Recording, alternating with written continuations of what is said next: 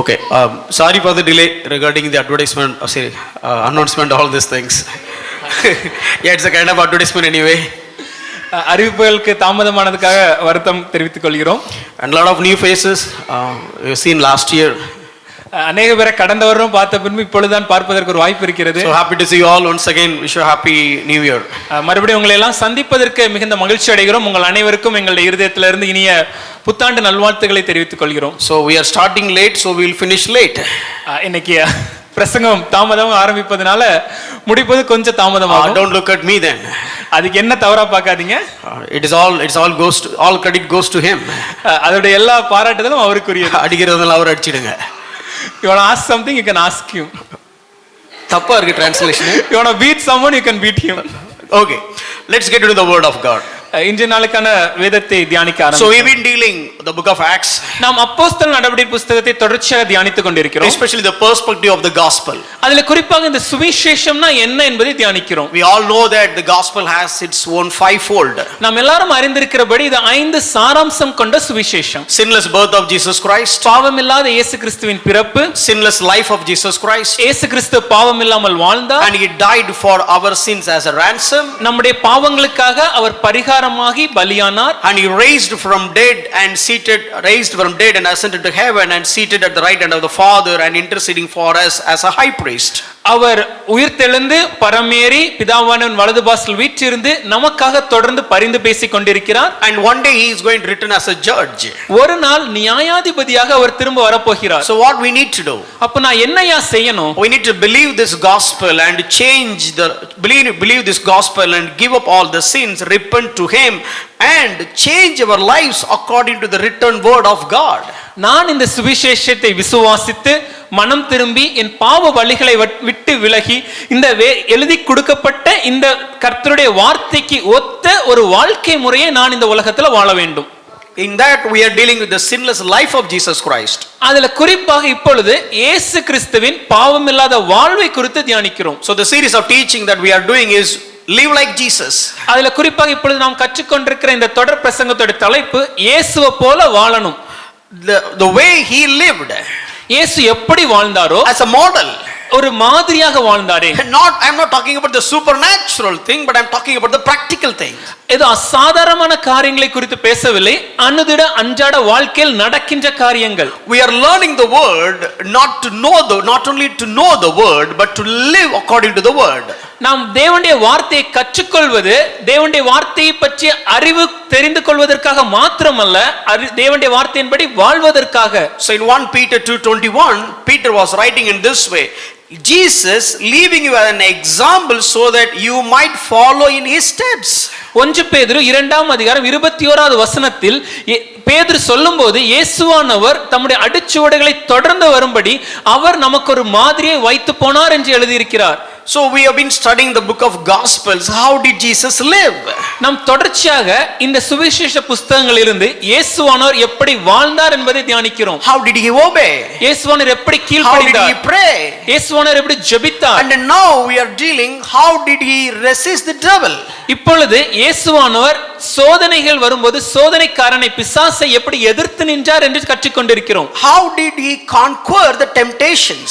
வரும் சோதனைகள் மேல் எப்படி வெற்றி சிறந்தார் என்று தியானிக்கிறோம். Because in this world everybody will have to go through temptations and challenges. இந்த உலகத்தில் இருக்கிற ஒவ்வொரு மனிதரும் நிச்சயமாகவே சோதனைகளையும் பிரச்சனைகளையும் சந்தித்து தான் ஆக வேண்டும். So we dealt the passage Matthew chapter 4. அதுல நாம் மத்தேயு 4ஆம் அதிகாரத்திலிருந்து தியானிக்க ஆரம்பித்தோம். We would have heard thousands of sermon based on that, but we are dealing in a different perspective. இந்த பகுதியிலிருந்து ஆயிரக்கணக்கான முறை நாம் பிரசங்கங்கள் கேட்டிருக்கலாம், ஆனால் இப்பொழுது இந்த கண்ணோட்டத்தின்படி இதை அணுக போகிறோம். So the first perspective we studied about with respect to the love of God. முதலாவதாக தேவனுடைய அன்பின் கண்ணோட்டத்தில் அதை பார்த்தோம். So if you feel, basically studied about the strategy of rejection. அதுல குறிப்பாக இந்த புறக்கணிப்பு இல்ல நிராகரிப்பு இப்படிப்பட்ட ஒரு காரியத்தை குறித்து கற்றுக்கொண்டோம். So devil came to Adam when everything was there in plenty in the garden of Eden.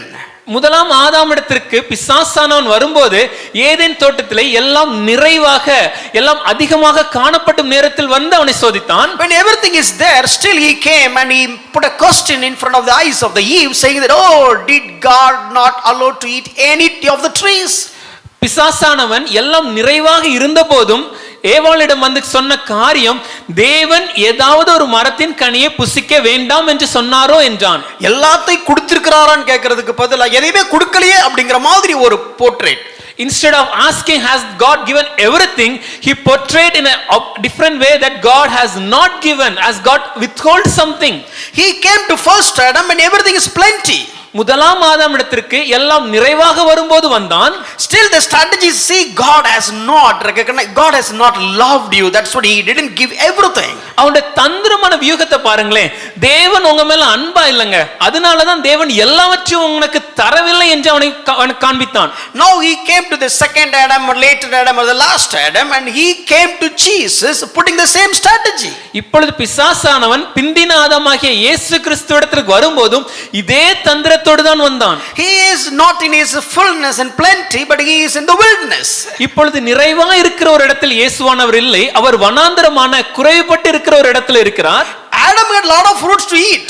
ஆதாமுக்கு அநேக பழங்கள் சாப்பிடுவதற்கு இருந்தது. But here the second Adam and the last Adam didn't have anything to eat at that point of time. ஆனால் இரண்டாம் ஆதாம் என்று அழைக்கப்பட்ட பிந்தின ஆதாம் என்று அழைக்கப்படுகிற இயேசுவானவருக்கோ வனாந்தரத்தில் சாப்பிடுவதற்கு ஒன்றும் இல்லாமல் இருந்தார். That was garden and this is wilderness. முதலாம் ஆதாமிற்கு அது ஒரு ஏதேன் தோட்டம், பிந்தின ஆதாமுக்கோ அது வனாந்திரம். But still the strategy of the devil is same. ஆனா பிசாசோட தந்திரமான வியூகம் அதேதாங்க. Again he came, oh, you are the son of God. மறுபடியும் வந்து அவன் சொன்ன காரியத்தை பாரு, நீர் தேவனுடைய குமாரனே ஆனால், and you have done the fasting. உபவாசம் இருந்தீர் அல்லவா? Who brought you to this wilderness? யார் உம்மை வனாந்தரத்துக்கு வழி நடத்தி வந்தார்? Oh, just know Father God has proclaimed you, all the people that have heard it or whatever is. சில நாட்களுக்கு முன்னாடி தான் பிதாவாகிய தேவன் நீர் என்னுடைய நேசகுமாரன் சொல்லி சொன்னதை எல்லா ஜனங்களும் கேட்டாங்களே. And Spirit of God led you to this wilderness. பரிசுத்த ஆவியானவர் தான் உங்களை வனாந்தரத்துக்கு வழி நடத்தி வந்தார். Oh pity, now you are in the wilderness feeling so hungry. ஆனா ஐயோ பாவம், வனாந்தரத்துல ஒண்ணு இல்லாம இவ்வளவு பசியோட நீர் இருக்கிறீர் ஐயா. See, God is not caring about you. பாருங்க ஐயா, தேவனுக்கு உங்க மேல அவ்வளவு பெரிய அக்கறை எல்லாம் இல்ல. So he is trying to put the wall of rejection. ஒரு புறக்கணிப்பு என்னும் ஒரு மதில் சுவரை எழுப்ப முயற்சிக்கிறார். So we have studied about rejection. அப்படியான அந்த புறக்கணிப்பை குறித்து நாம் தியானித்தோம். Rejection of God. தேவன் நம்மை நிராகரித்தார் என்று நினைக்கிறது. Oh, the first strategy is, okay, God has rejected you. அவனுடைய முதல் தந்திரம் என்னன்னா, தேவன் உன்னை நிராகரித்தார் என்று நம்மை நம்ப வைப்பது. The moment Adam and Eve perceived that, the next moment they started rejecting themselves and they thought, oh, we are naked. முதலாவதாக ஆதாமும் ஏவாளும் தேவன் நம்மை நிராகரித்து விட்டார் என்று அவங்க நம்ப ஆரம்பித்த உடனே நடந்த காரியம் என்னன்னா, அவங்க தாங்கள் நிர்வாணமா இருக்கிறோம் என்று தங்களை தாங்களே நிராகரிக்க வெறுக்க ஆரம்பித்தனர். Rejection of self. சுய நிராகரிப்பு. Then immediately they started blaming others. தொடர்ச்சியாக மற்றவர் மேல் குற்றம் சாட்டுகிற ஒரு காரியம். Oh, the blaming spirit has come. குற்றம் சாட்டுகிற ஆவி அங்க பார்க்க முடியும். Oh, the woman that you given me gave the fruit so that I ate. நீர் கொடுத்த ஸ்திரியானவள் எனக்கு இந்த மரத்தின் கனியை கொடுத்தால், ஆகவே நான் புசித்தேன். So next to us they start rejecting others. தொடர்ச்சியாக மற்றவர்களை அவங்க நிராகரிக்க ஆரம்பிக்கிறாங்க. So these are all the consequence of the rejection. ஒரு நிராகரிப்பு வந்துச்சுன்னா அதன் தொடர்ச்சியாக இந்த ஒவ்வொரு விளைவுகளையும் நாம் பார்க்க முடியும். And the rejection is like a stronghold. இந்த நிராகரிப்புல புறக்கணிப்பு ஒரு அரண் மாதிரி. This is kind of a thought patterns you keep on building it. இது நம்முடைய மனதில் ஏற்பட்டும் ஒவ்வொரு எண்ணங்கள், தர்க்கங்கள் ஒவ்வொன்றாக நம்ம அப்படி ஒன்றுக்கு மேல ஒன்றை கெட்ட ஆரம்பிப்போம். And it's something like you build a wall all around you so that it's something like, you put yourself in a prison. இது எப்படினாங்க, நம்மள சுற்றி நம்ம ஒரு அரண் மாதிரி ஒரு மதில் சுவரை எழுப்பி அதன் உள்ளாக நாம் உட்காருகிறோம். ஆனா உண்மை என்னன்னா, நாமே ஒரு சிறைக்குள்ளாக வைத்துக் கொள்கிறோம். So more you know about the love of God, தேவனுடைய அன்பை அதிகமாக அறிந்து கொள்ள more you know how God is valuing you, தேவன் நம்மளை எவ்வளவு அதிகமாக முக்கியத்துவம் கொடுக்கிறார் என்பதை உணர then you'll recognize all these thoughts are the lies from the hell. இந்த எல்லா விதமான எண்ணங்களும், இந்த எல்லா விதமான சிந்தனைகளும் பிசாசினிடத்திலிருந்து, பாதாளத்திலிருந்து வரக்கூடிய எண்ணங்கள் என்பதை நாம் புரிந்து கொள்ள முடியும். So the strategy is, we need to recognize those thoughts. அப்போ இதை எப்படி எதிர்கொள்வதுனா முதலாவதாக இந்த எண்ணங்கள் என்ன என்பதை நாம் புரிய வேண்டும். Then you have to refuse to accept it. இந்த எண்ணங்களை ஏற்றுக்கொள்வதை தவிர்க்க வேண்டும். You need to resist it. அதை எதிர்த்து நிற்க You வேண்டும். need to resist it. No. I know my God will provide all my needs. அதை எதிர்க்கணுங்க. எனக்கு தெரியும் என் தேவன் எல்லாவற்றையும் எனக்கு ஏற்ற நேரத்தில் தருவார். I know my God will not leave me. என் தேவன் ஒரு நாளும் என்னை கைவிட மாட்டார். I know you are saying all these things, but Bible says my God shall supply all my needs. சத்ருவானவனே, ஒருவேளை இது காரியங்கள் எல்லாம் நீ சொன்னாலும் என் வேதம் எனக்கு சொல்கிறது என் தேவன் என் குறைவுகளை எல்லாவற்றையும் நிறைவாக்குவார். I know my God will never leave me, never forsake me. என் தேவன் ஒரு நாளும் ஒருபோதும் என்னை கைவிட மாட்டார். This is something resisting, இது ஒரு எதிர்த்து நிற்பது போல. and you will replace it. எதிர்த்து நிற்பது மாத்திரமல்லாமல் அதை மாற்றி எழுத வேண்டும். Oh, my God is my provider. என் தேவன் என் தேவைகளை I சந்திப்பவர். have lacked nothing. நான் ஒரு நாளும் The குறைபடுவதில்லை. Lord is my shepherd. என் தேவன் என்னுடைய மேய்ப்பர். I shall not want. நான் ஒரு நாளும் குறைபட போவதில்லை. Even though I walk through the valley of death, but still I will not fear, because his rod and his staff will comfort me. நான் மரணநேரில் பள்ளத்தாக்கில் நடந்தாலும் பொல்லாப்புக்கு பயப்படேன். தேவரே உம்முடைய கோலும் உமது தடியும் என்னை தேற்றும். So this is the first lesson that we have learned. நாம கற்றுக்கொண்ட முதல் பாடம் இதுதான். And the second one, இரண்டாவதாக, when it comes to Jesus, he said, okay, change the stones as bread. பிசாசானவன் இயேசுவுடன் சொன்ன காரியம் கல்லுகளை அப்பமாக மாற்றும். What is wrong with that? இதுல ஏதாவது தப்பு இருக்குதா? It seems like right. ஒரு நல்ல ஆலோசனை போல தானே இருக்கு. Jesus was hungry. இயேசுவுக்கு பசிக்குது. And Bible says மிகுந்த பசி உண்டாயிற்று. பைபிள் வேதம் சொல்லும்போது he was very hungry. And why can't he have supernatural food? அப்போ ஒரு அசாதாரணமான விதத்துல ஒரு ஆச்சரியமான உணவை ஏற்படுத்தி சாப்பிட கூடாதா? This is not something craving with respect to food. இது ஏதோ உணவுக்கு மேல அது ஒரு அதீத பேராசை மாதிரிலாம் இல்ல. Not longing for it. அதுக்காக ஏங்கல. Not illegitimate. தவறான ஒரு காரியம் அல்ல. Obviously he is hungry. அவர் நிச்சயமாக பசி உள்ளவராய் இருந்தார். Obviously the fasting is over. இப்பொழுது உபவாசமும் நிறைவு பெற்றாயிற்று. உபவாசம் முடிந்த பின்பு அவருக்கு மிகுந்த பசி உண்டாயிற்று. And the word of God says, after the days of fasting is over, the Son of God had a huge hunger. What is wrong? அப்ப இதுல என்னையா தவறு? But here who is giving the command? ஆனா அதுல நோக்கி பாருங்களேன், யாரு கட்டளை கொடுப்பது? If you look at the entire life of Jesus Christ, இயேசுடைய முழு வாழ்க்கையும் பார்க்கும்போது, even though he is the second person of the Trinity of Godhead, திரித்துவ தேவத்தின் இரண்டாவது நபராகவே அவர் இருந்த போதும் கூட, he said, I will do nothing apart from his will. என் சுய சித்தத்தின்படி நான் ஒன்றும் செய்ய மாட்டேன், அவருடைய சித்தத்தையே செய்வேன். And he said, I will say nothing apart from what he said. பிதா சொன்னதை தவிர வேற ஒன்று காரியத்தை நான் சொல்லவும் மாட்டேன். And I will do anything and everything according to the mission that Father has sent me. நான் எதை செய்தாலும் நான் செய்கிற எல்லாவற்றுமே என் பிதா அனுப்பின சித்தத்தை நிறைவேற்றத்தக்கதாகவே செய்வேன். So anything and everything I will align with the will of the Father. எதுவாக இருந்தாலும் அது என் பிதாவின் சித்தத்திற்கு ஒத்துதான் நான் நடப்பேன். Now this guy is saying that. ஆனா இப்ப சத்துரு சொல்லும்போது, how Jesus, you are the son of God. இயேசுவே தேவனுடைய குமாரன் தானே நீங்க. I know you have all the power. உங்களுக்கு எல்லா அதிகாரமும் இருக்குன்னு எனக்கு தெரியும். And I'm so much concerned about you. ஆனா எனக்கு உங்க மேல ரொம்ப அக்கறை இருக்குப்பா.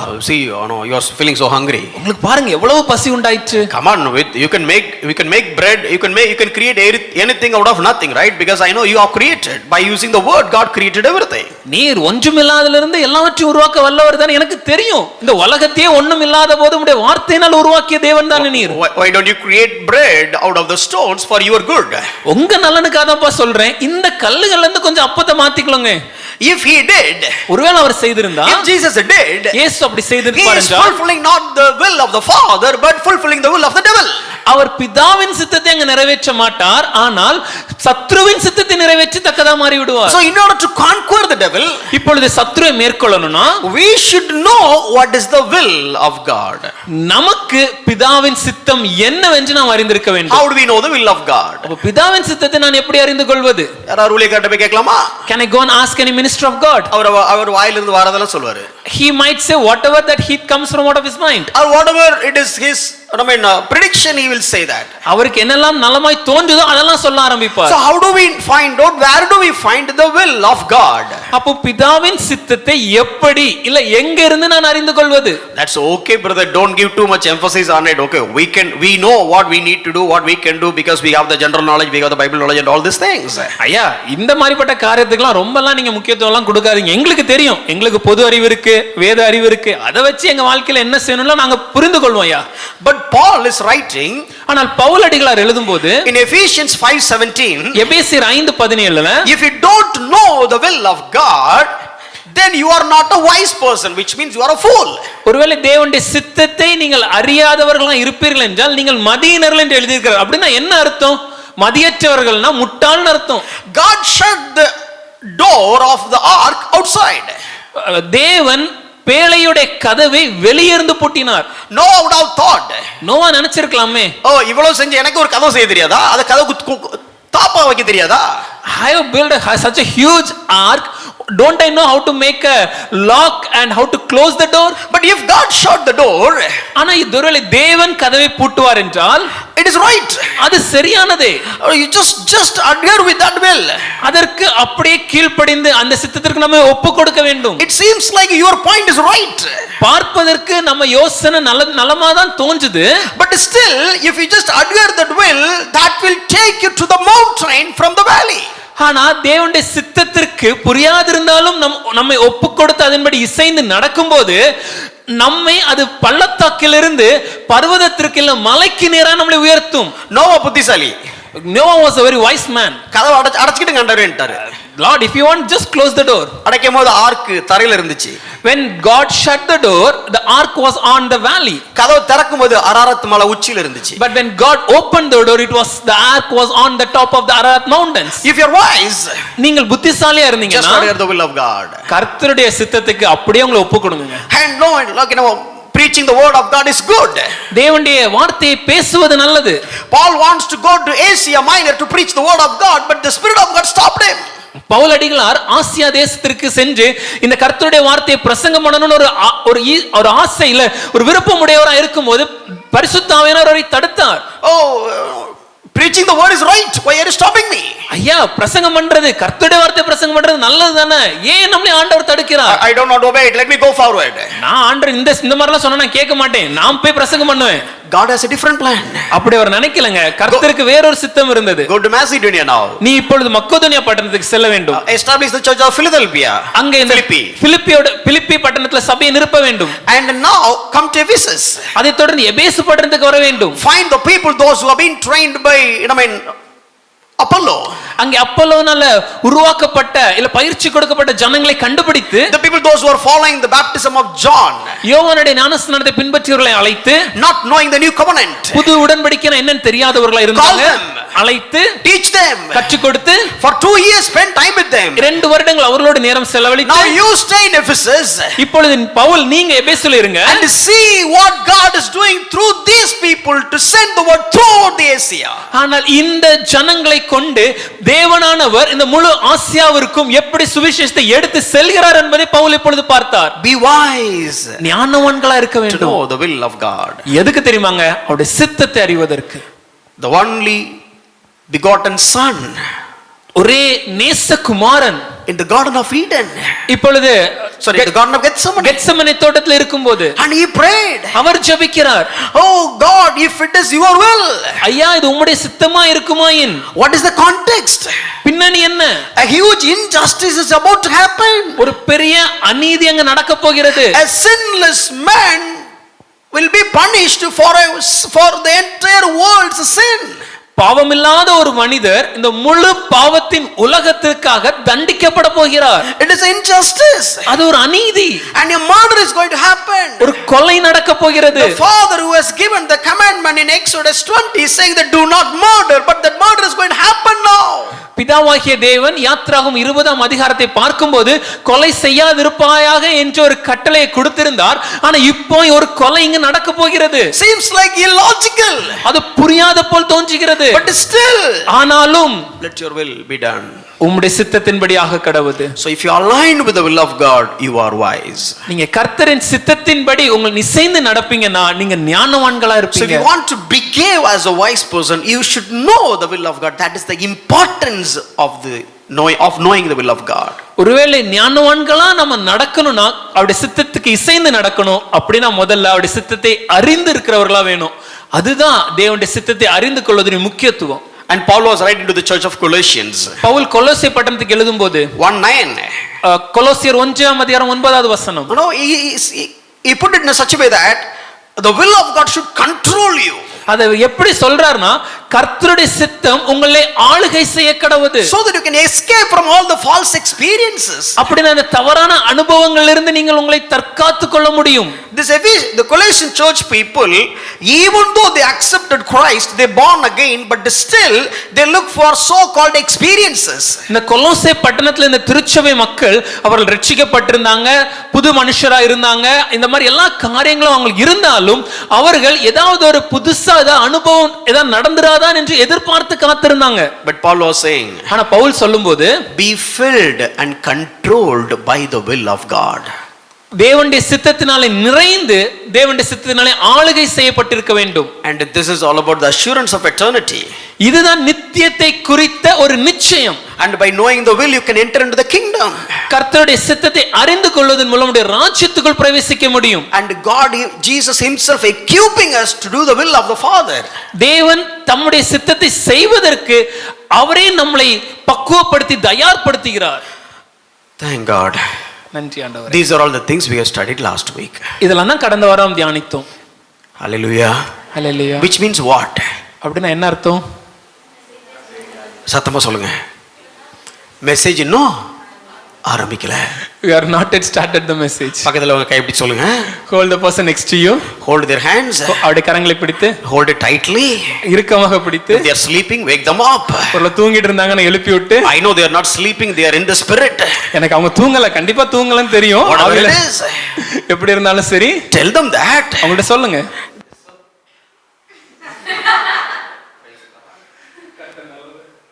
Praise God. Check. Praise God. கர்த்தர் நல்லவர். கர்த்தர் மூணாவது தடவை சொன்னா கரண்ட் வந்துருது அப்படின்னு சொல்லிடாதீங்க எங்கேயும் போய். ஓகேவா? But we are going to start the sermon now. இன்றைக்கு இப்பொழுது நம்ம இன்னைக்கு தியானத்தை நம்ம ஆரம்பிக்க போகிறோம். So I have lot of material, but let me try to shrink it according to the time. அநேக காரியங்களை எனக்கு முன்னாடி இருக்கு, ஆனா நேரம் இல்லாதனால் அதுக்கேற்றபடி பேச நான் விரும்புகிறேன். So first today we are going to study, okay, if that will of God is so important, how can I know the will of God? முதலாவது எதை குறித்து தியானிக்க போறோம்னா, இந்த கர்த்தருடைய சித்தத்தின்படி நடப்பதில்லை. கர்த்தருடைய சித்தம் இவ்வளவு முக்கியத்துவம்னா நான் எப்படி இதை அறிந்து கொள்வது? Let me quote 2 verses first. முதல்ல ஒரு 2 வசனங்களை உங்களுக்கு காண்பிக்கிறேன். Psalm chapter 40 verse 8. சங்கீதம் 40:8. I delight to do your will, oh my God, your law is within my heart. என் தேவனே, உமக்கு பிரியமானதை செய்ய விரும்புகிறேன், உமது நியாயப்பிரமாணம் என் உள்ளத்திற்குள் இருக்கிறது என்று சொன்னேன். And the second verse. இரண்டாவது ஒரு வசனம். Psalm 143 verse 10. சங்கீதம் 143:10. Teach me to do your will, for you are my God. Let your good spirit lead me on level ground. உமக்கு பிரியமானதை செய்ய எனக்கு போதித்தருளும், நீரே என் தேவன், உம்முடைய நல்ல ஆவி என்னை செம்மையான வழியில் நடத்துவாராக. So I just wanted to see the part that I highlighted. அதுல அந்த மேற்கோள் எடுக்கப்பட்டிருக்கிற அந்த வார்த்தைகளை நீங்க பார்க்கணும்னு ஆசைப்படுறேன். The first part in Psalm 40 verse 8, he said, I delight to do your will. சங்கீதம் 40:8 நாம் பார்க்கும்போது முதல் பகுதி, உமக்கு பிரியமானதை செய்ய விரும்புகிறேன். And Psalm 143:10, the first part, teach me to do your will. அதே இது சங்கீதம் 143:10 பார்க்கும்போது, உமக்கு பிரியமானதை செய்ய எனக்கு போதித்தருளும். Look at me now. என்ன பாருங்க. So here the sermon that we preach, how do we know the will? இங்க நம்ம கற்றுக்கொண்டிருக்கிற இந்த செய்தி எதை குறித்துனா, எப்படி தேவனுடைய சித்தத்தை அறிந்து கொள்வது. But here, ஆனா இத பார்க்கும்போது, look at this guy's prayer. சங்கீதக்காரன் ஜெபத்தை பாருங்க. I delight not to know your will, but to do your will. சங்கீதக்காரன் சொல்லும்போது, உமக்கு பிரியமானதை அறிய விரும்புகிறேன் சொல்லதுல, உமக்கு பிரியமான சித்தத்தை செய்ய விரும்புகிறேன். அப்ப ஏற்கனவே அறிஞ்சிருக்கான்னு அர்த்தம். Which means he has already known the will of God. I wanted to look at that carefully. அதை நீங்க தெளிவா பார்க்கணும்னு ஆசைப்படுறேன். I delight to know your will இல்ல, I delight to do your will. உமக்கு பிரியமான சித்தத்தை செய்ய விரும்புகிறேன் சொல்றாரு, அறிய விரும்புகிறேன் அவர் சொல்லல. Or did you know the will already? அப்போ ஐயா உங்களுக்கு சித்தம் என்ன ஏற்கனவே தெரியுமா? Come on, read the second part of the verse. அந்த வசனத்தோட இரண்டாவது பகுதியை வாசிங்களேன். Oh my God, your law is within my heart. உமது நியாய பிரமாணம் என் உள்ளத்திற்குள் இருக்கிறது என்றேன். It's already in my heart. இது ஏற்கனவே என் உள்ளத்துக்குள்ள இருக்குங்க. So I know what is the will of God from your law. உம்முடைய நியாய பிரமாணத்தை பார்க்கும்போது உம்முடைய சித்தம் சித்தம் என்னவென்று ஏற்கனவே நான் அறிந்திருக்கிறேன். But now I don't have any further knowledge to know the will of God, but I really need help and guidance how to do the will of God. இப்பொழுது கர்த்தருடைய சித்தம் என்னவென்று அறிவதற்கு எனக்கு அதிக பலன் தேவையில்லை. ஆனா கர்த்தருக்கு பிரியமான சித்தத்தை செய்வதற்கு எனக்கு உம்முடைய பலன் தேவைப்படுகிறது. Look at the second verse, whatever I said. அந்த இரண்டாவது வசனத்தை பாருங்களேன். சங்கீதம் 143:10.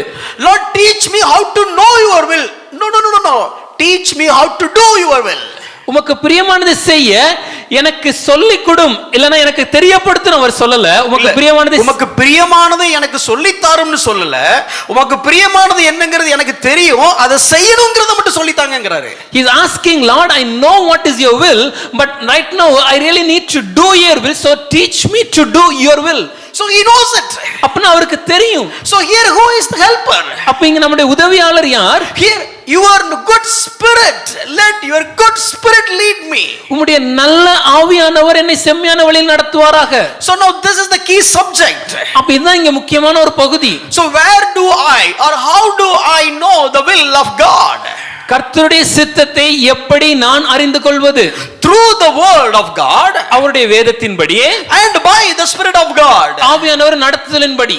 So now you cannot go on just on extreme of any of these sides. அப்ப இந்த இரண்டு பக்கத்துல ஏதாவது ஒரு பக்கத்தின் ஓரத்துல மாத்திரம் நாம் இருக்க முடியாது. As D.L. Moody said, I have also told so many times. பலமுறை நாங்க இங்க D.L. Moody சொன்ன ஒரு காரியத்தை சொல்லி இருக்கிறோம். The problem of Christians are, இன்னைக்கு கிறிஸ்தவர்களின் பிரச்சனை என்னன்னா, they will never sit on the horse. அவங்க குதிரைக்கு மேல ஏறி உட்கார மாட்டாங்க. And move forward. உட்கார்ந்து அப்படி முன்னாடி செல்ல மாட்டாங்க. Either they will fall on this side. ஒருவேளை குதிரைக்கு ஒரு பக்கத்துல விழுந்து விடுவாங்க. And if you resist that, இல்ல அதை தடுத்து நிறுத்தணும்னா, obviously they will fall on the other side. குதிரையோட மறுபக்கத்துல கீழ விழுந்துருவாங்க. So here there are two verses. இங்க இரண்டு வசனங்கள் இருக்கிறது. In order to know the will, in order to do the will, அவருடைய சித்தத்தை செய்வதற்கு. The first verse clearly explains you can understand the will of God from the word of God. முதல் வசனம் தெளிவாக நமக்கு உணர்த்துகிறது என்னவென்றால் அவருடைய சித்தத்தை அவருடைய வார்த்தையின்படி தான் நாம் அறிந்து கொள்ள முடியும். And the second part, the second verse, இரண்டாவது வசனம் clearly explains தெளிவாக எதை விளக்குதுன்னா, you can do the will of God by the strength or the leading of the Holy Spirit. கர்த்தருடைய சித்தத்தை நாம் செய்வதற்கு கர்த்தருடைய ஆவியானவரின் பலனும் வழிநடத்தலும் நமக்கு தேவை. Okay, doctrinally I have given the scriptures. வேத கோட்பாடுகளின்படி சத்தியத்தை வசனங்களை உங்களுக்கு காண்பித்தேன். Let me explain practically. இப்போ கொஞ்சம் அனுதின வாழ்க்கையின்படி சொல்றேனே. So keep yourself awake and listen. கொஞ்சம் விழித்திருந்து நான் சொல்றதை கவனிங்க. Whenever it comes to world, there are two things are always there. இந்த உலகத்தை பார்க்கும்போது எப்பொழுதுமே ரெண்டு காரியங்கள் காணப்படும். Or let me put it in this way. இல்ல அதை இப்படி சொல்லலாம். In Christian life, கிறிஸ்தவ வாழ்க்கையில we need to know the will of God in two aspects. நாம் கர்த்தருடைய சித்தத்தை இரண்டு விதமாக தெளிவாக அறிந்து கொள்ள வேண்டும். Let me ask you one question first. உங்களுக்கு ஒரு கேள்வி கேட்கிறேன் முதல்ல. How many of you ask the will of God in the morning? God, should I go to the church or not? எத்தனை பேர் காலையில எழுந்த உடனே தேவனே இன்னைக்கு நான் சபைக்கு செல்ல வேணுமா வேண்டாமா உடைய சித்தம் என்னன்னு கேட்கிறீங்க? இன்னைக்கு ஞாயிற்றுக்கிழமையா இருக்குது. Today is a Sunday. ஓய்வு நாள்னு சொல்றாங்க. And they call it as a Sabbath. எல்லாரும் காலையில பைபிள் தூக்கிட்டு போக வேற செய்றாங்க. And every people take their Bibles and go to the church. ஆண்டவரே எனக்கு நீங்க சொல்லுங்க. Lord, teach me. இன்னைக்கு நான் சர்ச்சுக்கு போணுமா வேண்டாமா? Should I go to the church or not? Did anyone pray like that? யாராவது இன்னைக்கு காலையில ஜெபிச்சீங்களா? அப்படி நீங்க ஒருவேளை ஜெபிச்சி உங்களை ஆண்டவர் கூட்டி வந்திருந்தானா ஸ்தோத்திரம். If you prayed such a prayer and God has led you to come to the church, praise God for that. மகா கணம் புரிந்த பரிசுத்தவான்கள் இங்க சபைக்கு வந்திருக்கீங்கன்னு நினைச்சுப்பேன். We believe that you will be the holiest saint who have come into the church. சர்ச்சுக்கு போறது கூட ஆண்டவரை கேட்டு வராது. The people who ask, should I go to the church or not? Such a holy man. Let me put it this way. இல்ல இப்படி சொல்லலாம். Next time we are going for a food street. ஒருவேளை நம்ம சாப்பிடுறதுக்கு கடை வீதிக்கு செல்லும்போது 3 biryani shops are there. அங்க மூணு விதமான பிரியாணி கடை இருக்கு. Kneel down and pray. அங்க முழங்கால் படிட்டு God, I want to see your will. தேவனே உம்முடைய சித்தத்தை அறிய நான் ஆசைப்படுகிறேன். Whether I should go for Thalappakatti கடைக்கு செல்லணுமா? Or I should go for a star? இல்ல ஸ்டார் பிரியாணிக்கு செல்லணுமா? Or I go for the Rahman? இல்ல ரஹ்மான் பிரியாணிக்கு செல்லணுமா? Help, show me your will. உம்முடைய சித்தத்தை காண்பியும் ஆண்டவரே. டக்குன்னு ஒருத்தர் போன் போட்டு மாப்ள போன வாரம் பிரியாணி எங்க வாங்குனா நல்லா இருந்துச்சு. We'll ask all our friend and ask them, hey buddy, where did you got your biryani last week? Where it will be good? கடை பேர் சொன்ன பிரச்சனை ஏறும். ஏதோ ஒரு கடை அப்புறம் அடுத்த வாரம் வந்துட்டு சர்ச்சில் சொன்னாங்க கவனிச்சியா அந்த கடை பிரியாணின்ட்டு whatever it is, some shop. We'll decide some shop and we'll go to that shop. If you still don't have a good friend, let me tell you, call Melvin, he will help you. ஒருவேளை எந்த கடைக்கு செல்வதுன்னு தெளிவா தெரியலன்னா ஒருவேளை நீங்க சகோதரர் மெல்வினை தொடர்பு கொண்டா கரெக்டா வழி நடத்துவார். பரவாயில்ல, சர்ச்சில் இந்த ஹெல்ப்லாம் பண்றாங்க அப்படின்ட்டு. We are serving. ஏதோ ஒரு விதத்துல நம்ம சேவை செய்யணும்ல. At least the biryani we will serve. Biryani மூலமாக நம்ம சேவை செய்வோம். Thank you. So he see that is general thing, common things. இது ரொம்ப பொதுவான காரியங்கள் இவையெல்லாம். So for that you don't need to look into like something like God has to tell that. இந்த மாதிரியான காரியம் வரும்போது தேவன் என்ன செய்யணும்னு சொல்லணும் நாம எதிர்பார்ப்பதில்லை. And some other side. ஆனா இன்னொரு பக்கம் இருக்கிறது. God, should I take this job offer or not? தேவனே நான் இந்த வேலையில சேரணுமா கூடாதா? God, should I go to this place or not, to take this responsibility or not? தேவனே இந்த கடமைகளை நான் பொறுப்பெடுத்து இந்த வேலையை செய்வதற்கு இந்த இடத்திற்கு நான் செல்லலாமா? I cannot take a specific Bible verse for that. இதற்கு நான் ஏதோ ஒரு வேத பகுதி எடுத்து இந்த வசனம்னு சொல்லி எடுக்க முடியாது. God, can I go to monthly apartment or SBOA? Where should I get the residence? தேவனே நான் எங்க வீட்டுல நான் எந்த இடத்துக்கு போணும்? மந்திரிக்கு செல்லணுமா இல்ல SBOக்கு செல்லணுமா? நீங்க எங்கேயாவது MATR னு பார்த்துட்டு மந்திரி நான் காமிச்சாரு சொல்லிர கூடாது. And when you look in the Bible, you read some 4 letters MAT and don't say it is mantri. That is how God அப்பல காமிக்கிறது இல்ல. That is not how God works. Then what kind of basic understanding that we really need to have to know the will of God? அப்படினா இந்த கர்த்தருடைய சித்தத்தை தெளிவாக புரிந்து கொள்வதற்கு நமக்கு தேவையான அடிப்படை புரிதல் என்ன? There is something called a general will of God, another one is specific will of God.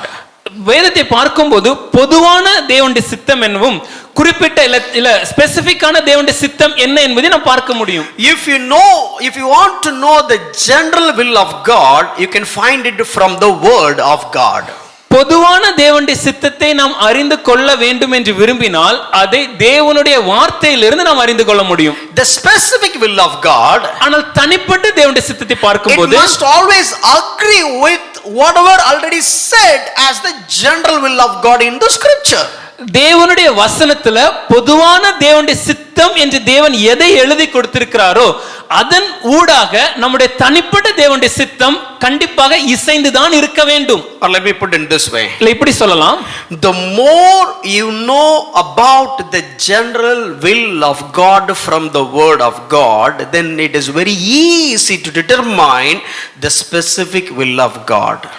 தேவனுடைய பொதுவான சித்தம் என்ன என்பதை தேவனுடைய வார்த்தையின்படி அதிகமாக நாம் அறிந்து கொள்ளும்போது நம்முடைய தனிப்பட்ட வாழ்க்கையின் தேவனுடைய சித்தம் என்பதை நாம் எளிதாக புரிந்து கொள்ள முடியும்.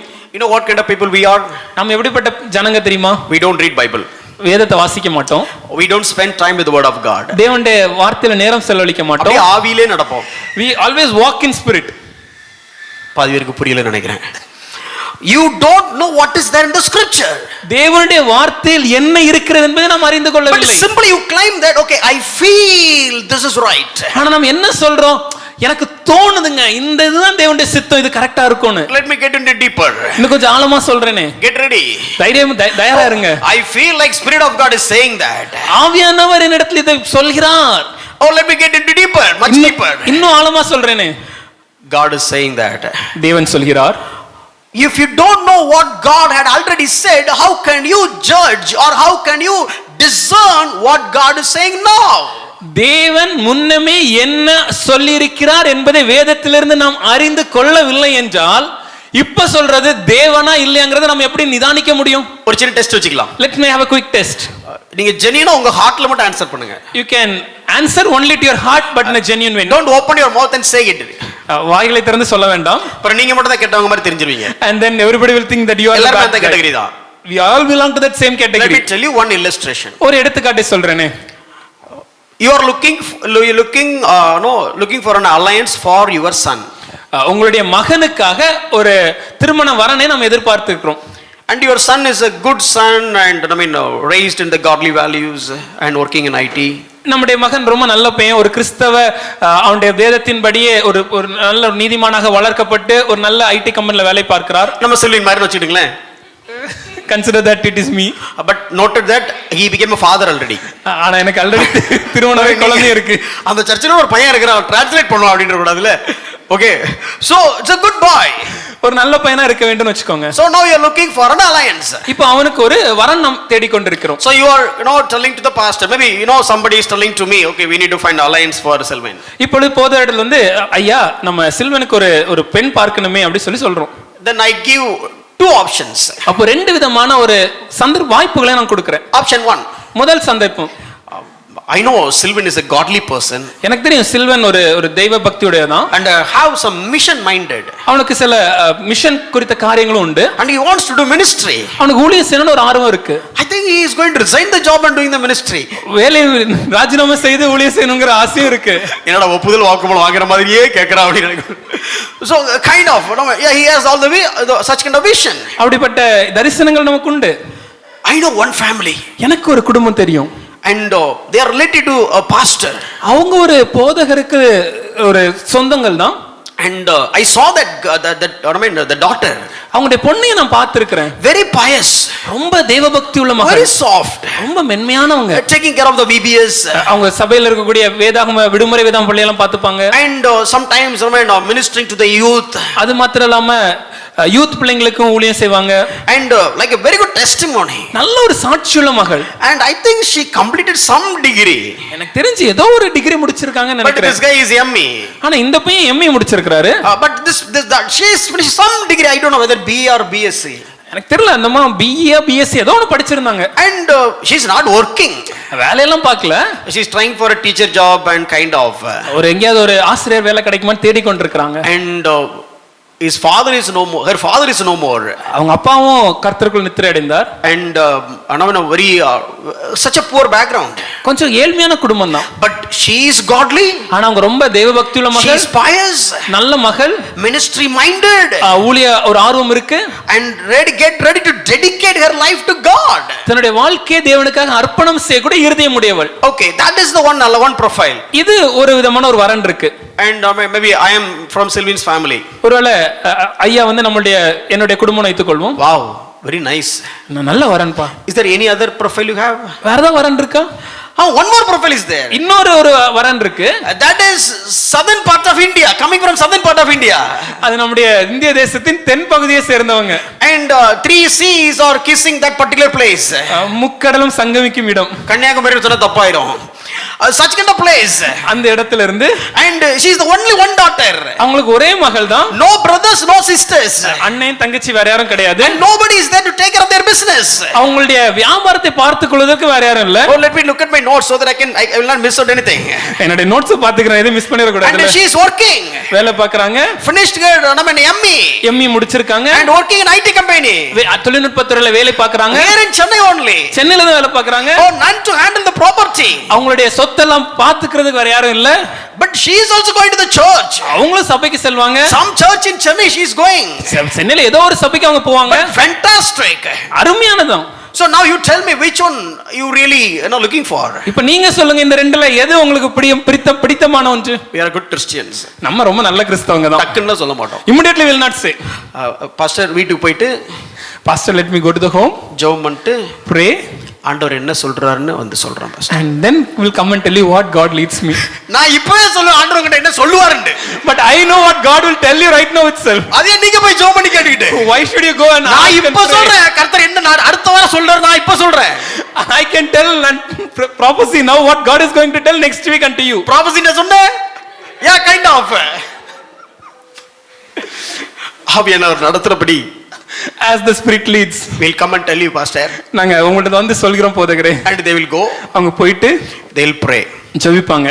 Obviously they will pray. கண்டிப்பா ஜெபம் பண்ணுவாங்கங்க. Sincere Christians. ஏன்னா உண்மையான கிறிஸ்தவங்கல்ல. And they will seek for the will of God. தேவனுடைய சித்தத்தை நிச்சயமா தேடவும் செய்வாங்க. And they will seek the will of God in the word of God. தேவனுடைய சித்தத்தை தேவனுடைய வார்த்தையிலும் தேடுவாங்க. And especially on a daily devotion. அத கண்டிப்பா அவங்களுடைய அனுதின அன்றாட வேத வாசிப்பிலும் தேடுவாங்க. And on that particular day, அந்த நாள் வாசிக்கும்போது morning they prayed for this his wedding, his marriage proposal and all these things. காலையில தான் இந்த திருமண காரியங்கள் இந்த வரன்களை குறித்த தேர்வுகளை குறித்த ஒரு ஜெபம் பண்ணிருப்பாங்க. And they opened the Bible and start reading their daily devotion. அன்றைய நாளுக்கான வேத வாசிப்பதற்காக வேதத்தை திறந்து பார்க்கும்போது and maybe they'll read சமுத்திரம் வழிவிட்டது அப்படினு, and the sea has split open. and that words is just to keep illuminating towards their eyes. அந்த வார்த்தை வந்து அவங்களுடைய கண்கள் அப்படி பளிச்சுன்னு தெரியும். சமுத்திரம், sea வழிவிட்டது, it opened. what Samudram, sea na என்ன, what வழி, what is the way, எமங்க வா, wife please come. என்னன்னு தெரியல, I don't know. ஆவியானவர் இந்த வசனத்தையே சுட்டி காமிக்கிறாரு. But spirit of God is again and again showing me this verse. Samudram, sea வழிவிட்டது, it opened. என்னப்பா உங்களுக்கு புரியலையா? Don't you still not understand? இதுக்கு தீர்க்கதரிசியா தேவை. Do we need a prophet for this? நமக்கு ஒரு வழி எதுக்கு தேவைப்படுது? We need a way right now. We need to find a way for his future. அவனுடைய வாழ்க்கைக்கு எதிர்காலத்துக்கு ஒரு வழியை நாம் தேடிக்கொண்டிருக்கிறோம். கரெக்ட். எதிர்காலத்துக்கு ஒரு வழியை தேடிட்டு இருக்கிறோம். And you are seeking a way for the future. வழி எங்க இருந்து வருது? And the way comes from சமுத்திரத்திலிருந்து வருது. From the sea. Let's go for that alliance. God has confirmed it. Hallelujah. அந்த கடல்ல இருந்து வரக்கூடிய அலையன்ஸ்க்கு let's go for that because தேவன் அதை நிச்சயித்திருக்கிறார். Let's go for நாகர்கோவிலுக்கு செல்வோம். Let's go further. அதையும் தாண்டி செல்வோம். தூக்குறோம். We'll take it according to the will of God. தேவனுடைய சித்தத்தின்படியே. இப்போ நான் கொஞ்சம் மாத்தி சொல்றேன். Now let me tell it in the other way. அன்னைக்கு காலையில பைபிள் படிக்கும்போது when you open the Bible on that day, Judas நாண்டு கொண்டு hung செத்தான் himself. இப்போ நீங்க என்ன சொல்வீங்க? What you will say right now? அன்னைக்கு மத்தேயுல கடைசி பக்கம் படிச்சா அப்படி வரும். That day I was reading the last passage in Matthew, so that verse came out. அன்னைக்கு யாத்ராகமம் படிச்சா அப்படி வரும். That day when I was reading, if I was reading Exodus, surely that Red Sea will come. God is speaking to me through the word of God. That is why we preferred this alliance. தேவன் தம்முடைய வார்த்தையின்படி என்கிட்ட பேசினார் brother, அதனால தான் இந்த வரனை நாங்க தேடி எடுத்துக்கிட்டோம். ஒரு 4 வருஷம் கழிச்சு தெரியும். After 4 years you will know அது தேவசித்த சத்தியமா இல்லன்னு, whether that is really God's will or not. அதனால தான் சொல்றோம் இப்போ ஒழுங்கா தேவசித்த தெரிஞ்சுக்கிடுங்கன்னு சொல்றோம். That is why we tell you to know the will of God clearly right now. Spirit of God ஆவியானவர் leads to the specific will of God, but according to the profound will of God which is written in the Holy Scriptures. தேவனுடைய ஆவியானவர் நம்முடைய தனிப்பட்ட வாழ்விற்கு தேவனுடைய சித்தத்திற்கு கண்டிப்பா நம்மளை வழி நடத்துவார். ஆனா எப்படின்னா தேவனுடைய முழுமையான சித்தம், தேவனுடைய வார்த்தையின்படி நமக்கு எழுதி கொடுக்கப்பட்டிருக்கிற இந்த முழுமையான சித்தத்தின் வழியாக தனிப்பட்ட வாழ்விற்கு என்ன சித்தம் என்பதை தேவனுடைய ஆவியானவர் விளக்குவார். Don't think that you can clear PhD without clearing 10th standard exam. ஐயா 10th வகுப்பே பாஸ் பண்ணலனா எப்படி ஐயா நம்ம PhD எக்ஸாம் பாஸ் பண்ண முடியும்? That is how Christians are behaving. இப்படிதான் ஆனா பல நேரங்கள நம்ம கிறிஸ்தவங்க இருக்கிறோம். They don't know what is the profound will of God from the word of God. தேவனுடைய வார்த்தையின்படி முழுமையான தேவனுடைய சித்தம் என்ன என்பதை நாம் பல நேரங்கள் அறிந்து கொள்வதில்லை. But everybody is become expert. ஆனா எல்லாரும் தேறினவர் போல பேசுவோம். We are also calling and telling them, brother, pray and ask the will of God and tell me. நம்ம யாரோ ஒருத்தருக்கு மொபைல்ல ஃபோன் பண்ணி பிரதர் ஜெபித்து தேவனுடைய சித்தம் என்னன்னு எனக்கு சொல்லுங்க. Why? ஏன்? No, because we do have the lack of knowledge.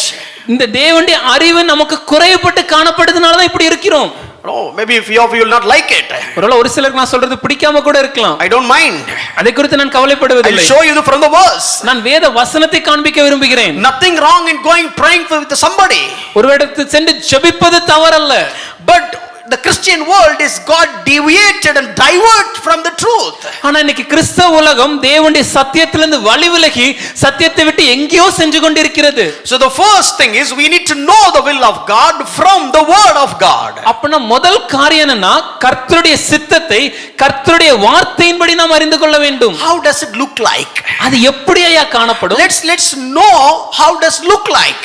தேவனுடைய சித்தம் எப்படி காணப்படும் என்று நாம் பார்க்க போகிறோம். If you know how does it look like, then if something wrong or something is like counterfeit comes, you can realize that this is not the will of God. ஒருவேளை கர்த்தருடைய சித்தம் எப்படி இருக்கும் நமக்கு தெரிஞ்சதுன்னா தவறான ஒரு காரியம் இல்லனா மாய்மாலமான போலியான ஒரு காரியம் வரும்போது அதை நாம் எளிதாக கண்டறிய முடியும். Let's look at Romans chapter 12 verse 2. ரோமர் 12ஆம் அதிகாரம் 2ஆம் வசனத்தை பாருங்க.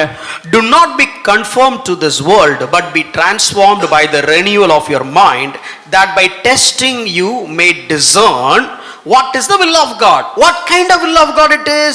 Oh, it is good and it is acceptable and it is perfect.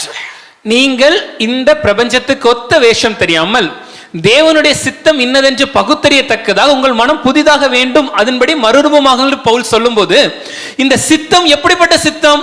அது தேவனுடைய சித்தம் எப்படி இருக்கும்னா நன்மையாக, பிரியமாக, பரிபூர்ணமாக இருக்கும். So three conditions. மூன்று காரியங்கள். So what are the three conditions? மூன்று நிபந்தனைகள் என்ன? It must be good. அது நிச்சயமா நன்மையுமா இருக்கணும். And it must be pleasing to God. Pleasing to not us, pleasing to God. அது நமக்கு பிரியமானபடி இருக்க கூடாதுங்க, தேவனுக்கு பிரியமானபடி இருக்க வேண்டும். And it must be perfect. அது பூரணமாக இருக்க வேண்டும். Let me tell you one statement. ஒரு வாக்கியத்தை உங்களுடன் பகிர்ந்து கொள்கிறேன். God's will can never be contradict to other God's will. தேவனுடைய ஒரு சித்தம் தேவனுடைய இன்னொரு சித்தத்திற்கு முரண்பாடாக காணப்பட முடியாது. Let me say that again. மறுபடியும் சொல்றேங்க. God's will cannot be contradict to God's will. தேவனுடைய ஒரு சித்தம் தேவனுடைய வேறொரு சித்தத்திற்கு முரண்பாடாக காணப்பட முடியாது. I'll give an example. ஒரு எடுத்துக்காட்டு சொல்றேனே. It has happened in Chennai. நம்ம சென்னை பட்டணத்துல நடந்த ஒரு காரியம். Maybe a girl, a sister has got saved from a non-saved background. தேவனை அறியாத ஒரு புற மதத்திலிருந்து இருந்து ஒரு சகோதரி ரட்சிக்கப்பட்டிருக்காங்க. And she is so jealous when it comes to God. அவங்க தேவனுக்கு மேல ரொம்ப பக்தி வைராக்கியமா இருந்தாங்க. Such a zeal. அவ்வளவு ஒரு வைராக்கியம். But very tough background at home. ஆனா அவங்க வீட்ல ரொம்ப கடினமான ஒரு பின்னணியம். And now somehow they have to, the parents have started looking for alliance. இப்பொழுது அவங்களுடைய பெற்றோர் அந்த சகோதரிக்கு ஒரு திருமண வரன்லாம் தேடிக் கொண்டிருக்காங்க. Now she is coming to the church. இப்போ இந்த சகோதரி ஆலயத்துக்கு வருகிறாங்க. And she is telling to the church. அதை சபையில இருக்கிறவங்க தெரியப்படுத்துறாங்க. Oh, telling to all the leaders. சபையின் தலைவர்களிடத்துல தெரியப்படுத்துறாங்க. And leaders were saying, okay, then let's find somebody inside the church or inside all our branch church, one of the branch churches, and will help you to get married. அப்ப அந்த தலைவர்கள் சொன்ன காரியம், நம்ம சபையிலேயே இந்த சகோதரிக்கு ஏற்ற ஒரு வரனை ஒரு மகனை தேடுவோம், இல்ல நம்ம சபையின் கீழ் இருக்கிற மற்ற பிரான்ச்சஸ்ல ஏதாவது கிளை சபைகள்ல ஏதாவது ஒரு மகன் இருக்கிறானா தேடி இத கல்யாணத்தை நம்ம நடத்தி வைக்கலாமே. Don't worry. ஐயா சகோதரிங்க கவலைப்படாதீங்க. We will support you. நாங்க உங்களுக்கு உதவி செய்வோம். The church will support you. சபை உங்களுக்கு உதவியாக இருக்கும். The church will get you married. சபை உங்களுக்கு திருமண காரியத்தை பார்த்துக்கொள்ளும். And the sisters were saying, அப்ப அந்த சகோதரி சொன்னாங்க, oh, my parents will not accept. இங்க பெற்றோர் ஏற்றுக்கொள்ள மாட்டாங்களே. No, how can I go and convince my parents? என் பெற்றோரை நான் எப்படி சம்மதிக்க செய்வது? My parents will not accept this. என் பெற்றோர் நிச்சயமாகவே இதை ஏற்றுக்கொள்ள மாட்டாங்க. And the church says, அப்ப அந்த சபையில சொன்ன காரியம், you want God or you want your parents? தேவன் வேணுமா இல்ல பெற்றோர் வேணுமா? If you want your parents, உங்களுக்கு பெற்றோர் வேணும்னா go back. திரும்பி போயிருங்க. If you want God, தேவன் வேண்டும்னா stay back. இங்கே இருங்க. Without even telling or calling your parents, we will get you married and we'll take care of everything. உங்க பெற்றோருக்கு சொல்லாமலே, உங்க பெற்றோருக்கு தெரியப்படுத்தாமலே உங்களுடைய எல்லா திருமண காரியத்தை நாங்க பார்த்துக்கொள்வோம், உங்களுக்கு திருமணம் செய்து வைப்போம். Because Bible says, ஏன்னா வேதம் சொல்லும்போது, if you hate your father and mother, friends, father, mother and brothers and all these things, then only you'll become my disciple. வேதம் சொல்லும்போது, ஒருவேளை யாராவது ஒருவன் எனக்காக தன் மனைவியாவது குடும்பத்தையாவது புருஷனையாவது குழந்தையாவது பகைக்காவிட்டால் அவன் எனக்கு சீஷனா இருக்க மாட்டான் வேதம் சொல்லுது. Wow, wonderful zeal. எப்படிப்பட்ட ஒரு வைராக்கியம் ஐயா. Then what about honor your parents? அப்படினா உங்கள் பெற்றோரை கனப்படுத்துங்கள் சொல்ற வேதவசனம் என்ன ஆயிடுச்சு? What about when Bible says, in order to get good life you need to honor your parents? வேதம் சொல்லும்போது உன் ஆயுசு நாட்கள் நீடித்திருக்கும்படி உன் பெற்றோரை கனப்படுத்த வேண்டும் சொல்லுது, அது என்ன ஆயிற்று? What about obey your parents into the Lord? கிறிஸ்துவுக்கு கர்த்தருக்குள் பெற்றோருக்கு கீழ்ப்படிய வேண்டும் என்று இருக்குது, அந்த வசனம் என்ன ஆயிற்று? So here the will of God is contradict to the other will of God. இப்போ இங்க பார்த்தோம்னா தேவனுடைய ஒரு சித்தம் தேவனுடைய இன்னொரு சித்தத்துக்கு முரண்பாடா காணப்படுது. Basically don't understand what the word says when Jesus was saying deny your home and everything. உண்மையா என்ன நடக்குதுன்னா, இயேசுவானவர் தன்னுடைய குடும்பத்தையும் சகோதரரையும் குடும்பத்தையும் அவங்க இது பண்ண சொல்லும்போது, அது வெறுக்க சொல்லும்போது அங்க இருந்த காரியம் என்னவென்று நமக்கு புரியாமல் இருக்கிறது. So one will தேவனுடைய ஒரு சித்தம், to fulfill one will, தேவனுடைய ஒரு சித்தத்தை நிறைவேற்றுவதற்காக should not contradict and resist the other will of God. தேவனுடைய வேறொரு சித்தத்தை நாம் தவற விடுகிறோம் இல்லை எதிர்வாக செய்கிறோம் என்றால் அது தவறு. Because the will of God is, ஏன்னா தேவனுடைய சித்தம் it should be good, நன்மையா இருக்கணும், it should be acceptable, பிரியமா இருக்கணும், and it should be perfect. பரிபூர்ணமா இருக்கணும். So you cannot fulfill one and deny the other. அப்படினா தேவனுடைய ஒரு சித்தத்தை செய்றேன்னு சொல்லிட்டு இன்னொரு சித்தத்தை நம்ம தவற விட முடியாது. And one person says, ஒரு மனிதர் சொல்லும்போது சொன்னா, I do have a passion towards ministry. எனக்கு தேவனுடைய ஊழியத்துக்கு மேல அப்படி ஒரு பயங்கரமான ஒரு வைராக்கியம் இருக்கு. If you ask me one great challenge or obstacle for the ministry, that is my family. நீங்க அந்த ஒருவேளை என்கிட்ட இந்த பக்தி வைராக்கியத்திற்கு இந்த ஊழியத்திற்கு ஒரு மிகப்பெரிய தடன் எது கேட்டீங்கன்னா என் குடும்பத்தை சொல்லுவேன். Brother, family or ministry? ஐயா, குடும்பமா ஊழியமா? Oh, I want to give up the family and leave and do the ministry. நான் குடும்பத்தை விட்டுட்டு எப்படியாவது ஊழியம் செய்யணும்னு ஆசைப்படுறேன். Oh, I will do whatever the rights, whatever things, the basic things I need to do, I'll do them, but I'll fully with the presence of God and I'll do all these things for God. எந்த காரியமா இருந்தாலும் என் குடும்பத்தை எல்லாம் விட்டுட்டு முழுமையாக முழு இருதயத்தோடு முழு நேரத்தை என்னுடைய முழு பலத்தை என்னுடைய முழு தாளந்துகள் எல்லாம் வச்சு என்னுடைய ஊழியத்துக்கே செலவிட ஆசைப்படுறேன். But Bible says, ஆனால் வேதம் சொல்லும்போது, love your wife as Christ loves the church. கிறிஸ்து சபையை நேசிப்பது போல புருஷனானவன் தன்னுடைய மனைவியின் மேல் பிரியமா இருக்க வேண்டும் சொல்லி இருக்கு. Do not provoke your children. உங்களுடைய குழந்தைகளை காயப்படுத்தாதீர்கள் வேதம் சொல்கிறது. It is also the will of God. You need to take care of your wife, you need to take care of your family. கர்த்தருடைய சித்தத்தின்படி நாம நிச்சயமாக குடும்பத்தை பார்த்துக் கொள்ள வேண்டும், நம்முடைய மனைவியை பார்த்துக் கொள்ள வேண்டும். You need to instruct them, அவங்களுக்கு கற்றுக் கொடுத்து, you need to teach them, அவர்களுக்கு போதித்து, you need to correct them, அவங்களை சரிப்படுத்தி, and you need to lead them into the truth. சத்தியத்திற்கு நேராக வழி நடத்த வேண்டும். According to Ephesians, Colossians and Deuteronomy 6.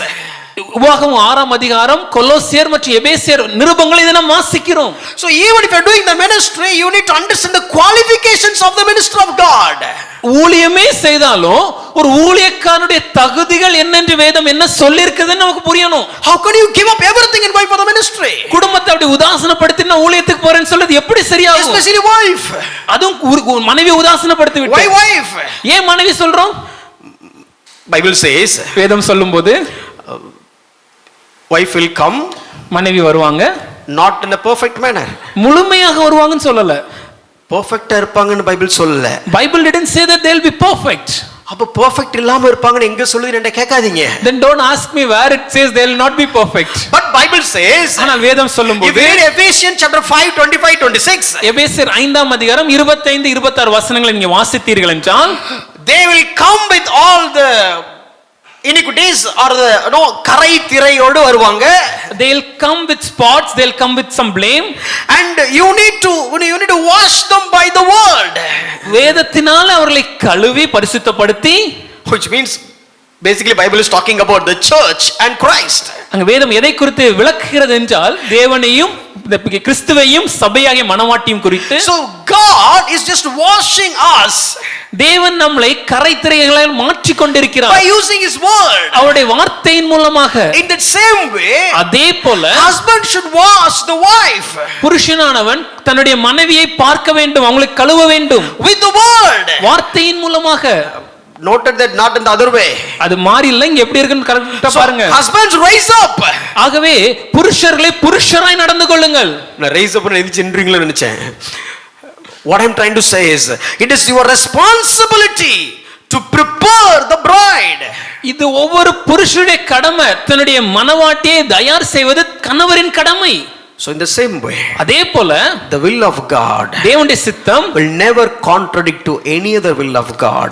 தேவனுடைய ஒரு சித்தம் தேவனுடைய மற்றொரு சித்தத்துக்கு முரண்பாடாக இருக்க முடியாது. It is good, அது நன்மை, pleasing God, பிரியம் தேவனுக்கு பிரியமாக, and it is perfect மற்றும் பரிபூர்ணமாக இருக்கும். The first one is, முதலாவது காரியம், don't try to carry God's will by violating God's other will.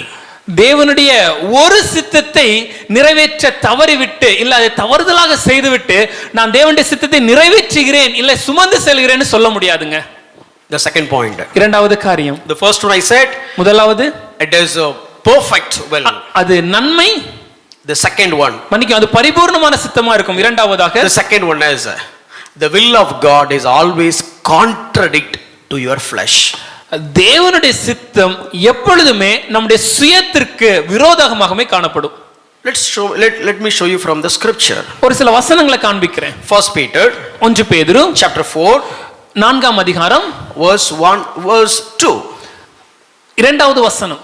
So as to live for the rest of the time in the flesh, no longer for human passions, but for the will of God. ஏனென்றால் மாம்சத்தில் பாடுபடுகிறவன் இனி மாம்சத்தில் இருக்கும் காலம் வரைக்கும் மனுஷருடைய இச்சைகளின்படி பிழைக்காமல் தேவனுடைய சித்தத்தின்படியே பிழைக்கத்தக்கதாக பாவங்களை விட்டு ஓய்ந்திருப்பான். See, in English you can see the word but. இங்க ஆங்கிலத்துல பார்க்கும்போது இது இல்லாம இது செய்கிற ஆனால் என்கிற வார்த்தை இருக்கு. That is contrary to each other. அது எதை உணர்த்துகிறதுனா இந்த ரெண்டும் எதிர்மறையான பதங்கள். Two far extremes. இந்த ரெண்டும் வெகு ரொம்ப வித்தியாசமான ஒரு காரியம். If there is a word but, இங்க ஆனால் என்ற ஒரு வார்த்தை வரும்போது it never got together. அந்த ரெண்டும் நம்ம இணைந்து பயணிக்காது. If there is a word but, ஆனால் என்ற வார்த்தை it பயன்படுத்தும்போது always go in the opposite direction. அது எதிர் திசையாக பயணிக்கும். So here what are the two things? இங்க ரெண்டு காரியம் என்ன? Human passions, மனுஷனுடைய இச்சைகள், will of God. தேவனுடைய It சித்தம். will never go together. இந்த ரெண்டும் இணைந்து பயணிக்க முடியாது. And if you read 1 John 2:17, 1 யோவான் 2ஆம் அதிகாரம் 17ஆம் வசனத்தை பார்க்கும்போது the flesh of the world உலகமும் அது நிச்சயம் and contradict the will of God. அது தேவனுடைய சித்தத்துக்கு விரோதமாய் காணப்படுகிறது. So the scholars use these words. அப்போ வேத வல்லுனர்கள் இந்த வார்த்தைகளை பயன்படுத்துறாங்க. They deny each other. அந்த ரெண்டும் ஒன்றோடொன்று மாறுபட்டு காணப்படும். Oppose each other. அந்த ரெண்டும் எதிர்த்து காணப்படும். Reverse to each other. அந்த ரெண்டும் எதிர்வினையாக செயல்படும். So if always you feel like doing something which doesn't mean that always the will of God. நமக்கு ஏதாவது ஒண்ணு தோணுது இதுதான் கரெக்டா இருக்கும் நமக்கு தோன்றது எல்லாமே எப்பொழுதுமே கர்த்தருடைய சித்தமா இருக்கணும் அவசியம் இல்ல. It seems like good. பார்க்கிறதுக்கு நல்லமா தான் தோன்றுகிறது. It seems like right. பார்க்கிறதுக்கு சரியா தான் இருக்கு. Sometimes in the relative circle we'll say, சில நேரம் நம்ம குடும்ப சொந்தங்கள்லாம் இருக்கும்போது சொல்லுவோம்ல, no, that person didn't call me for that wedding, so I will not call him for this wedding. அந்த மனுஷர் அவர் வீட்டு கல்யாணத்துக்கு என்ன கூப்பிடல, அப்ப நம்ம வீட்டு கல்யாணத்துக்கு நான் அவருக்கு நிச்சயமா கூட மாட்டேன். I wanted to call him brother, but the Spirit of God is somehow stopping me. Brother நான் கூப்பிடணும்னு ஆசைப்படுறேன், ஆவியானவர் என்னை தடுக்கிறார். Because God is insisting me in such a way that if he comes he will spoil the peace of the family, brother. ஆவியானவர் என்ன சொல்றாருன்னா அந்த மனுஷன் மறுபடியும் வந்துட்டாருன்னா குடும்பத்துல குழப்பத்தை உண்டாக்கிடுவாருங்க.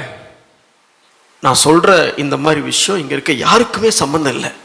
The things that whatever you are speaking, it as if everybody is not at all related to that. It is something like Greek and Hebrew for them.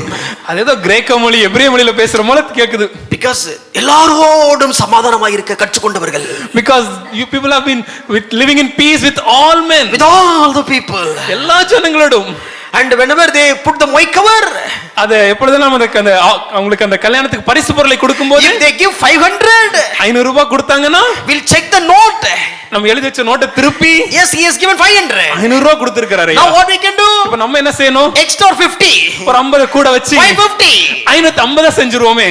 track records. இதுதான் நம்மளுடைய வரலாறு. seems like no we keep the tracks. மன்னிக்கவும் இந்த காரியங்கள் எல்லாம் நம்ம எழுதி வச்சிருப்போம். so it seems like right.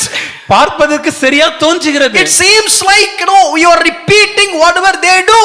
அவங்க என்ன செஞ்சாங்களோ அதை திரும்ப செஞ்ச போல காணப்படும். but basically inside the heart, ஆனா உண்மையை யோசிச்சு பாருங்களேன், நம்ம இருதயத்துல we'll do it without love. அன்பு இல்லாம தான் அதை செய்வோம். we'll do it without having any genuine affection over them. உண்மையான கரிசனையோட தான் அதை செஞ்சோமா? but we'll defend ourselves that I have done it. ஆனா எப்படி நம்மள நியாயப்படுத்துவோம்னா நான் கரெக்ட்டா செஞ்சிட்டேன்ல. so here whether the will of God or the passion of the flesh, தேவனுடைய சித்தம் இன்னொரு பக்கத்துல உலகத்தின் இச்சை. I want to talk to him. அவனோட எனக்கு பேசணும். but if he comes, ஆனால் அவர் வந்தாங்கன்னா he will create trouble. அவங்க பிரச்சனை உருவாக்குவாங்க. is it really your interest to talk to them, or you are using this as an opportunity to hate them? உண்மையாவே நம்ம இருதயத்துல இருந்து அவங்களோட பேசணுங்கிற ஆசை இருக்குதா, இல்ல தேவனுடைய சித்தத்தை ஒரு வாய்ப்பாக பயன்படுத்தி அவங்கள வெறுக்கிறதுக்கு நம்ம முயற்சிக்கிறோமா?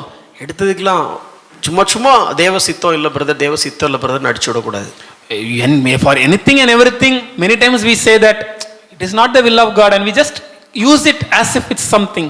அல்லது செய்யறதுக்கெல்லாம் தேவ சித்தம் பிரதர் நினைச்சற கூடாது. And also on the other extreme you cannot say that whatever I do it is all the will of God. Brother, I come to the church. தேவனே ஐயா நான் சபைக்கு வருகிறேன். I saw the sister singing in the choir. கொயர்ல பாடுகிற அந்த சகோதரியை பார்த்தேன். I know she is in the ministry. அவங்க ஊழியத்துல இருக்காங்கன்னு எனக்கு தெரியும். And I also wanted to do ministry. எனக்கு ஊழியம் செய்யணும்ங்கற ஆசை இருக்கு. We both are in the same church. ஒரே சபையில இருக்கிறோம். And both have the same vision of that church. அந்த சபையோட ஒரே தரிசனம் இங்க இருதயத்துல இருக்கு. I feel like the will of God is to get married with that sister. அப்ப எனக்கு தேவனுடைய சித்தம் எனக்கு என்ன தோணுதுன்னா அந்த பெண்மணியோட கல்யாணம் செய்வதுதான் சரியா இருக்கும்னு. இது will of God human flesh human passions. இது உண்மையாவே கர்த்தருடைய சித்தமா இல்ல உங்களுடைய சுய மனுஷனுடைய சித்தமா? If you have human passion or fleshly passion involved, then it can never be the will of God. ஒருவேளை எப்பொழுதாவது எந்த காரியத்திலாவது நம்முடைய சுய சித்தம் இல்ல உலகத்தின் இச்சை அதுல காணப்படும்னா அது நிச்சயமாகவே கர்த்தருடைய சித்தமா இருக்க முடியாது. Always will of God is challenging you. எப்பொழுதுமே கர்த்தருடைய சித்தம் நமக்கு சவாலாக காணப்படும். Always the will of God opposing your personal desires. உங்களுடைய தனிப்பட்ட விருப்பத்திற்கு எதிராகவே கர்த்தருடைய சித்தம் இருக்கும். Always will of God is just putting you down, deny the self. கர்த்தருடைய சித்தம் எப்பொழுதுமே நம்மை தாழ்த்துவதற்காக நம்முடைய சுயத்தை மறுதலிப்பதற்காகவே காணப்படும். Let me give one illustration. ஒரு எடுத்துக்காட்டு சொல்கிறேனே. A man went to the preacher. ஒரு மனிதர் ஒரு பிரசங்கரிடம் சென்றார். This guy has just finished his Bible just came from a church. இவர் ஒரு சபையிலிருந்து இப்பொழுது வந்திருக்கிறார். And he is talking to this minister of God. இப்பொழுது இந்த தேவனுடைய ஊழியக்காரரோடு பேசிக் கொண்டிருக்கிறார். And he said, அவர் சொன்ன காரியம், preacher, I want to do the ministry. ஐயா நான் ஊழியம் செய்யணும்னு ஆசைப்படுறேன். And I want to become a pastor. நான் ஒரு போதகராகணும்னு விருப்பப்படுறேன். And I went to a church. நான் ஒரு சபைக்கு சென்றேன். And they saw me. அவங்க என்ன பார்த்தாங்க. And they heard my testimony. என்னுடைய சாட்சியை கேட்டாங்க. Heard my witness. என்னுடைய சாட்சியை முழுசா கேட்டாங்க. And now they are calling me, can you please come and take over the church as a pastor, as a shepherd? இப்போ உங்களை என்ன அழைத்து பிரதர் நீங்க இந்த ஆலயத்திற்கு வந்து இந்த ஆலயத்தின் போதகராக பணிபுரிந்து ஒரு மேய்ப்பருக்குரிய எல்லா கடமைகளையும் செய்ய முடியுமான்னு இடத்துல கேட்கிறாங்க. Can I become a pastor to that church who is keep on inviting me to take up that role? அந்த ரோலுக்கு என்னை அழைத்து என்னை வற்புறுத்தி என்னை தொடர்ந்து அழைத்து கொண்டிருக்கிற அந்த சபைக்கு சென்று அந்த போதகராக நான் பொறுப்பெடுத்துக் கொள்ளலாமா? Can you please tell me what is the will of God? ஐயா நீங்க சொல்லுங்க தேவனுடைய சித்தம் என்ன? Usually what we will say? நம்ம என்ன சொல்லுவோம்? Doing the ministry. கர்த்தருடைய ஊழியம் அல்லவா? They continuously they are calling you. அவங்க தான வற்புறுத்தி உங்களை அழைக்கறாங்க. Go get to do it. முழு இதயத்தோட போங்க பண்ணுங்க. Pray பண்ணிட்டு இதான் சொல்லுவோம். Pray பண்ணாம இதான் சொல்லுவோம். Even if you have prayed and told, that will be the same answer. Even without prayer, that will be the same answer. அது ஊழியக்காரர் மேல இருக்கிற அபிஷேகம் அது பொறுத்து. That depends upon the anointing, the so-called anointing of the preacher. சிலர் பார்த்த உடனே நீ போலாம் ஆண்டவர் சொல்லிட்டாரும்பாங்க. And sometimes the preacher immediately say, you can go, God had said. கொஞ்சம் ஃபயர் கம்மியா இருக்கவங்க என்ன சொல்லுவாங்க? ஒருவேளை அனல்ல கம்மியா இருந்தாங்கன்னா நான் போயிட்டு ஜெபம் சொல்றேன். ஜெபம் அத சொல்லுவார் அவரு. I'll go, I'll pray and come and he'll still give the same reply. This preacher was asked. அப்போ இந்த பிரசங்கர் சொல்லும்போது, when did you get saved? எப்பொழுது நீங்க ரட்சிக்கப்பட்டீங்க? He said I got saved at least 1.5 years back. ஒரு 1.5 வருடங்களுக்கு முன்பாக நான் ரட்சிக்கப்பட்டேன். And then the preacher said, அப்ப அந்த பிரசங்கர் சொன்னார், let me straight away tell you the will of God. What is the will of God? நான் நேரடியாவே கர்த்தருடைய சித்தம் என்னவென்று உங்களுக்கு சொல்லிறேன். Before I tell that, அத நான் சொல்வதற்கு முன்பாக I want to know what do you feel? நீங்க என்ன நினைக்கிறீங்க நான் தெரிய ஆசைப்படுறேன். He said I felt okay and go and take over the church. எனக்கு போயிட்டு போதகராக பொறுப்பெடுத்துக்கிறது சரின்னு தான் தோணுது. And he said, okay, did you ask anyone? யார்ட்டயாவது கேட்டிங்களா? And he said, oh, I asked the seminary professor. நான் என்னை போதித்த என்னுடைய ஆசிரியரிடத்தில் என்னுடைய தியாலஜி ஆசிரியரிடத்தில் நான் கேட்டேன். What does the professor say? அந்த விரிவுரையாளர் என்ன சொன்னார்? He said, okay, it's fine, go ahead. நல்லது போய் பண்ணுங்க அப்படி சொன்னார். And the preacher responded. அப்ப இந்த பிரசங்கர் சொன்னார், first go and tell to that seminary professor or maybe the minister of God. முதலாவதாக அந்த வேதாகம கல்லூரியில ஆசிரியரா பண்ணிறாரு அவர்ட்ட போயிட்டு அந்த ஊழியக்காரட்ட நீ போய் சொல்லு, please resign the job first. உங்க வேலைய முதல்ல நீங்க ரிசைன் பண்ணிருங்க. Don't teach further. இதுக்கு மேல யாருக்கும் நீங்க போதிக்காதீங்க. And especially don't give counsel to anyone. அது இல்லாம யாருக்கும் கர்த்தருடைய வசனம் சொல்லி ஆலோசனை எல்லாம் தயவு செய்து கொடுக்காதீங்க. Because go and read the Bible properly. Until you read the Bible properly, don't give any counseling, don't don't do any teaching. முதலாவது போயிட்டு தேவனுடைய வார்த்தையை நல்லா வாசிங்க. கர்த்தருடைய வார்த்தையை நல்லா வாசிக்கும் முடிக்கும் முன்பாக யாருக்கும் போய் போதிக்காதீங்க, யாருக்கும் ஆலோசனை எல்லாம் கொடுக்காதீங்க. If you have any question, give him my number and ask him to contact me. ஒரு அவருக்கு எதுவும் கேள்வி இருந்துச்சுன்னா என்னுடைய நம்பரை கொடுத்து என்ன கான்டாக்ட் பண்ண சொல்லுன்னு சொல்லி அந்த ஊழியக்காரர் சொன்னார். And this guy said, அப்ப இந்த மனிதர் சொன்னார், okay preacher, பிரசங்கியாரே, now tell me what is the will of God. இப்ப நீங்க சொல்லுங்க கர்த்தருடைய சித்தம் எனக்கு என்ன. And he said, அப்ப அவர் சொன்ன காரியம், it is not the will of God for you to take over the church. அந்த சபையை பொறுப்பெடுத்துக் கொள்வது உனக்கு கர்த்தருடைய சித்தம் அல்ல. Why? ஏன்? How can you say that? எப்படி சொல்லலாம் நீங்க? Oh, I finished the seminary. நான் வேதாகம கல்லூரி படிப்பை The முடித்திருக்கிறேன். course, the shortest course that I could do. அங்க இருந்த அந்த குறைந்த காலகட்டத்தில் எதை முடிக்க முடியும் அதை முடிச்சிட்டேன். And now there is opportunity. இப்போ எனக்கு முன்னாடி ஒரு வாய்ப்பு இருக்கு. And they keep on asking me. அவங்க தொடர்ந்து எனக்கு அழைப்பு கொடுத்து கொண்டே இருக்காங்க. How do you stopping me? எதனால நீங்க என்ன நிறுத்துறீங்க? And the preacher's response is this. அதுக்கு பிரசங்கியார் இப்படி பதில் சொன்னார், Go and study the qualification of a preacher. முதலாவதா போய் ஒரு பிரீச்சர், ஒரு பிரசங்கியார், ஒரு மேய்ப்பனுடைய தகுதிகள் என்னவென்று நீ போய் படிக்க வேண்டும். 1 Timothy 3:6 says a recent convert or a novice cannot become a preacher. 1 தீமோத்தேயு 3:6 வசனம் சொல்லும்போது சமீப காலத்துல ரட்சிக்கப்பட்டவன் அவர் ஒரு ஓவர்சியரா இருக்க முடியாது. புதிதாக விசுவாசத்துக்குள்ள வந்தவன் மற்றவர்களை வழிநடத்துற இடத்துல இருக்க முடியாது. A recent convert cannot lead others. He cannot take the responsibility of a shepherd. What are the qualifications of the preachers? ஒரு பிரசங்கியாருக்கு தேவையான தகுதிகள் என்னென்ன? Go and read Acts 20:17 to 28. அப்போஸ்தலர் 20:17 இலிருந்து 28 வசனங்களை வாசித்து பார். Titus 1:5 to 9. தீத்து 1 5 முதல் 9 வசனத்தை வாசிக்க வேண்டும். 1 Peter 5:1 to 8. 1 பேதுரு 5 1 முதல் 8 வசனங்கள். 1 Timothy chapter 3:1 to 13. 1 தீமோத்தேயு 1 முதல் 13 வசனங்கள். All the places look at how the church offices should be distributed. இந்த எல்லா இடங்களிலும் படித்து சபையில் இருக்கக்கூடிய பொறுப்புகள் எப்படி பகிர்ந்தளிக்க வேண்டும் என்பதை நீ கற்றுக்கொள்ள வேண்டும். Then come to that position. அதன் பின்பாக இந்த இடத்திற்கு இந்த பொறுப்பை நீ ஏற்கலாம். Which doesn't mean that we are not saying don't do the ministry. இத சொல்லும்போது ஊழியம் செய்ய கூடாது நாங்க சொல்ல வரல. Oh, you can evangelize. உங்களால சுவிசேஷம் சொல்ல முடியும். You can give witness. மற்றவர்களுக்கு சாட்சி சொல்ல முடியும். You can leading people into Christ. தேவனுக்கு நேரா ஜனங்களை வழிநடத்த முடியும். But you cannot tend the flock. ஆனா சபையின் மேய்ப்பராக இருப்பதற்கு சில தகுதிகள் இருக்கிறது.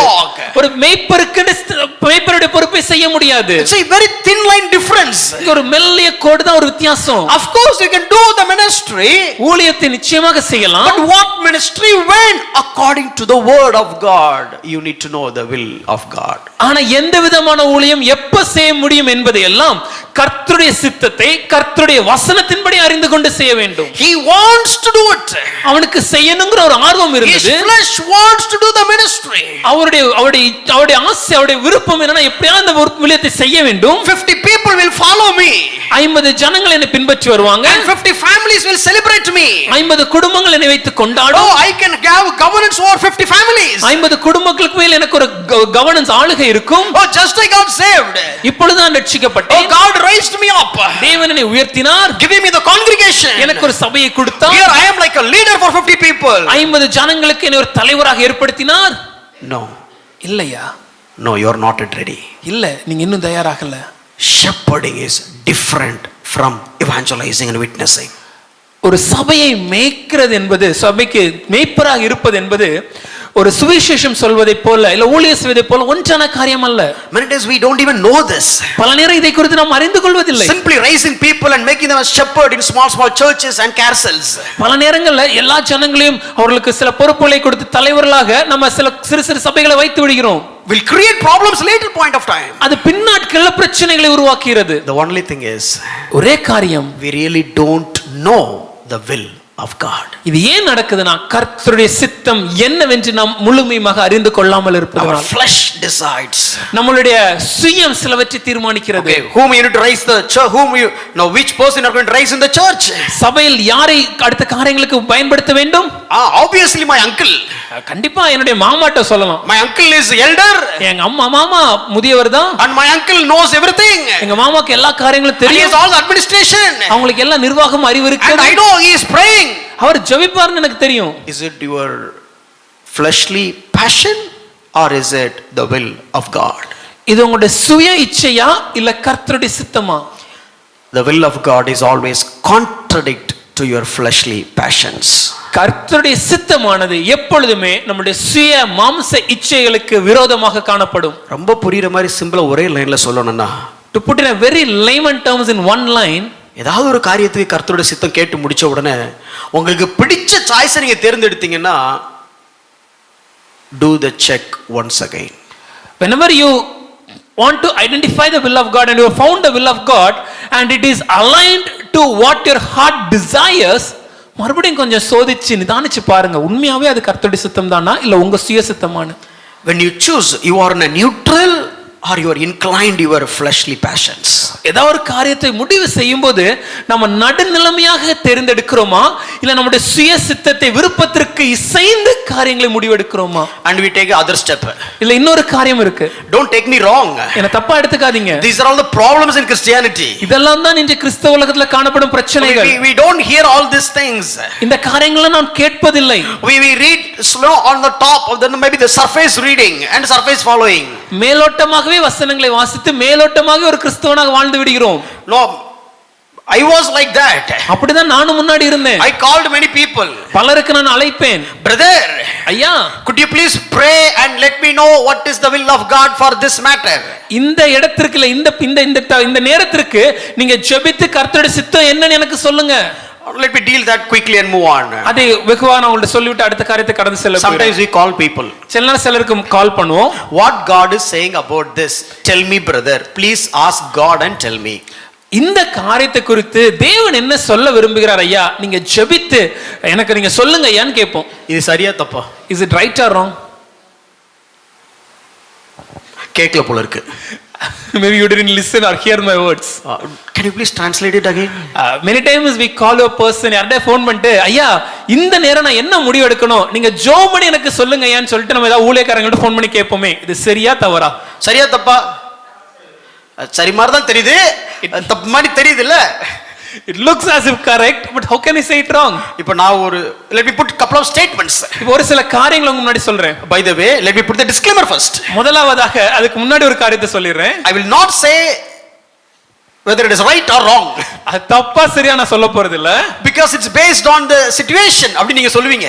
ஒருவேளை நீங்க எப்படி சொல்லுவீங்கன்னா அது நேரத்தை பொறுத்ததுன்னு சொல்லிடுவோம். But let me give some let me throw some statements. ஒரு சில வாக்கியங்களை உங்களுக்கு முன்னாடி சொல்ல விரும்புகிறேன். It seems like this. அது இப்படி இருக்கும். Mr. Sylvain, Pastor Sylvain. Sylvain போதகரே, could you please pray to God and tell me what is the will of God? போதகரே நீங்க ஜெபித்து இந்த இடத்துல கர்த்தருடைய சித்தம் என்னன்னு எனக்கு சொல்ல முடியுமா? You pray because I am busy. நீங்க ஜெபம் பண்ணுங்க, நான் கொஞ்சம் பிஸியா வேலையில அலுவலகத்துல இருக்கேன். I don't have time to read the Bible and pray. அவர்ட்ட போயிட்டு நீ கேட் சொல்பா, நீ திரும்ப கேட் சொல்ல. ஹலோ, எனக்கு வேதத்தை படித்து ஜெபம் பண்ணுவதுக்கு நேரம்லாம் நான் ரொம்ப பிஸியா இருக்கிறேன்ல pastor, can you just pray and tell me? அவருக்கு டைம் கொடுக்கிற அளவுக்கு எனக்கு டைம் இல்ல. I don't have time to give unto the Lord. டக்கு நீ வேலையை முடிச்சு கொடுத்துரு. Minister of God, go ask and come down immediately. டக்குன்னு ஒரு ஒண்ணு முடிச்சிராம. Don't take me wrong. தப்பா எடுத்துக்காதீங்க. But what I'm trying to say is this is something like because of our laziness. பல நேரங்களில் இதை நாம் ஏன் செய்கிறோம்னா நாம சோம்பேறிகளா இருக்கிறதுனால. We don't want to go near God. நமக்கு தேவனிடத்தில் நெருங்கி சேர்வதில் ஆர்வம் இல்லை. Because of our flesh. நம்முடைய சுய இச்சைகளினால. Because of our selfishness. நம்முடைய சுய நலனால. Because of our laziness. நம்முடைய சோம்பேறித்தனத்தினால. Because of our lack of interest. நமக்கு வேதத்தை படிக்கிறதுக்கு ஒரு ஆர்வம் இல்லாததுனால. அது எப்படி நீங்க போய் கேட்க மாட்டீங்களா? It is like we will not go and ask the Lord. இன்னொருத்தர் கேட்டா உங்களுக்கு அவர் அந்த வழியா வேலை செய்யணுமா? But we will ask someone to ask him and the Lord has to answer through him and to me. This is one extreme. இது ஒரு பகுதி கூட்டம். Other extreme. இன்னொரு பகுதி இருக்கு. Oh, I am poor, dust and worm. ஐயா நான் குப்பை, நான் மண்ணு, நான் தூசி, புழு. நிறைய வார்த்தை இருக்கு. We have so many terms. How can I go to that God? எப்படி ஐயா நான் தேவனிடத்துல செல்ல முடியும்? தூசியா இருக்கிற ஆண்டவர். I am just a dust man. நான் ஒரு குப்பை ஆண்டவர். I am just a nothing Lord. நீங்க குப்பைன்னா அவர் குப்பைக்கு அப்பா குப்பையா? We are dust, that doesn't does that mean that he is the father of the dust? Hello? Now Pulu, I am a worm. you are a father Pulu. That means are you the father of the worm? No. இல்லங்க. He is God of He is Lord of Lords. அவர் கர்த்தாதி கர்த்தர். He is King of Kings. Rajathi Raja. And I am the child of God. நான் அவருடைய குமாரனாய் I இருக்கிறேன். can boldly enter into His throne. அவருடைய சிங்காசனத்துக்கு நெருங்கி வருவதற்கான அதிகாரம் எனக்கு இருக்கிறது. The Spirit of God has sealed me. ஆவியானவர் எனக்கு முத்திரை போட்டிருக்கிறார் எனக்கு. To call Him Abba Father. அவரை அப்பா பிதாவின் அழைப்புகிற புத்திர சுவிகாரம். I no need to have any mediator except the one mediator, God man, that is Jesus Christ. தேவகுமாரனாகிய இயேசு கிறிஸ்துவானவரை தவிர எனக்கும் தேவனிடத்தும் இடையே எந்த ஒரு மத்தியஸ்தரும் எனக்கு தேவையில்லை. If somebody comes, யாராவது ஒருவர் வந்தாங்கன்னா, brother, ஐயா, God wants me to tell you something about you. ஐயா இந்த காரியத்தை உங்களிடத்துல சொல்லி தேவனிடத்துல சொன்னாருன்னு சொன்னாங்கன்னா, உங்ககிட்ட வந்திருக்காங்களான்னு தெரியல, ஆனா வருவாங்க. I do not know if someone has come to you with the same dialogue, but people will come like this. How to deal that? எப்படி நம்ம நிதானிப்பது? பிரதர், இத குறித்து தேவ சித்தம் என்னன்னா, கர்த்தர் என்கிட்ட என்ன பேசினார்னா, what is the God's will for you in this matter, and God has revealed something regarding this unto me. By the way, if you are coming for the first time, don't take wrong. ஒருவேளை முதல் முறையா நீங்க சபைக்கு வந்தீங்கன்னா தப்பா எடுத்துக்காதீங்க. Go back and hear all our sermons. பழைய பிரசங்கங்களும் கேட்டு பாருங்க. Oh, these people are against this and that. Appala Mudra போட்றாதீங்க. Don't come to a conclusion that these people are against this and that. No. We just want to make a reformation. சபையில் ஒரு சீர்திருத்தத்தை வைஸ்தத்தின்படி பண்ண ஆர்வப்படுகிறோம். What is there in the word of God? That is truth. வசனத்துல என்ன இருக்குதோ அதுதான் சத்தியம். Not only sola scriptura. வசனம் மாத்திரமே மட்டுமல்ல, This is the word of God is enough. வசனம் போதுமானதுமே. Which doesn't mean that nullifying anything else. இதனால மற்ற எல்லா காரியங்களும் இல்லன்னு நாங்க சொல்லல. But exalting the word. ஆனால் வேத வசனத்தை உயர்த்துகிறோம். Anything is aligning with the word, salute it and accept it. வசனத்திற்கு ஒத்து போகிற எந்த அனுபவமா இருந்தாலும் அதை ஏற்றுக்கொண்டு அதை பாராட்டுகிறோம். If anything contrary to the word, ஆனால் கர்த்தருடைய வார்த்தைக்கு விரோதமாய் இருக்குமாயின், whoever it is, யாரா இருந்தாலும் சரி, sorry, cannot accept it. மன்னித்துக் கொள்ளுங்கள், எங்களால் ஏற்றுக்கொள்ள முடியாது. If somebody comes, யாராவது ஒருவர் வந்து I'm telling that, உங்கள்ட்ட சொன்னா, brother, what God is telling to me about you is, கர்த்தர் உங்களை பத்தி என்கிட்ட என்ன சொன்னாரு தெரியுமா பிரதர்? and my stand. என்னுடைய நிலைப்பாடு என்னன்னா, Okay brother, இருக்கட்டும் ஐயா, thank you, நன்றி, I'll receive all the information, நீங்க சொன்ன எல்லாத்தையும் நான் பெற்றுக்கொள்வேன். I'll go to God. நான் தேவனிடத்துல சென்று, காலைல தான பேசிட்டு இருந்தோம். Morning only we both spoke. நேத்து நைட்டும் பேசணும். Yesterday night also we both spoke. காலைல எந்திரிச்சோன நீங்களும் என்ன பேசுனீங்க? Morning you also spoke unto me. அதுக்குள்ள உங்களுக்கு இப்ப என்ன panchayat? What is the problem that you have with me right now? அதுக்குள்ள என்ன கோச்சிட்டீங்க? Why you got angry on me? கோச்சிட்டு ஏன்ட பேசாம, rather than not getting angry and not talking unto me, இங்க இருக்கிற என்கிட்ட பேசாம, not talking unto me who is இங்க here, இருந்து அங்க போய் அவர்ட்ட பேசி, you go from here to there and talk to him, அவர் அங்க இருந்து பஸ் பிடிச்சு இங்க வந்து, and he has to catch the bus and come unto இங்க here, அவர் என்ன சொல்றாரு, and he has to talk unto me. நம்ம ரெண்டு பேருக்கு என்ன பிரச்சனை இருக்கு? What is the problem between me and you, Lord? கலோக்கியல சொன்னேன். நான் என்ன மெசேஜ் சொல்ல வரணும் உங்களுக்கு புரிஞ்சிருக்கும்னு நினைக்கிறேன். I have spoken a very colloquial way, but I hope you understood the message. யாராவது எஸ் கையை தட்டி ஏதாவது சொன்னீங்கன்னா தேங்க்யூ. அரசியல் கூட்டம் மாதிரியே காசு கொடுத்தே வாங்குற மாதிரியே வாங்க வேண்டியிருக்கு. So basically if you have a good relationship with God, if he is your bride groom, if you are his bride, let me tell you, he is willing to talk to you. ஒரு அடிப்படை காரியம் என்னன்னா, நீங்கள் உண்மையாகவே கர்த்தருக்கு பிரியமானவர்களா நடப்பீர்கள் என்றால், கர்த்தர் உங்கள் மணவாளனாக இருப்பார் என்றால், நீங்கள் கர்த்தருடைய மணவாட்டியாக இருப்பீர்கள் என்றால், நிச்சயமாகவே கர்த்தர் உங்களிடத்தில் பேசுவதற்கு தடை எதுவுமே இல்லைங்க. Which doesn't mean that God will never speak through anyone else. No, I am not saying that. இத சொல்வதனால மற்றவர்கள் மூலமாக தேவன் பேசவே மாட்டார் நாங்க சொல்ல வரல. God can speak through anyone. God can speak through even any donkey.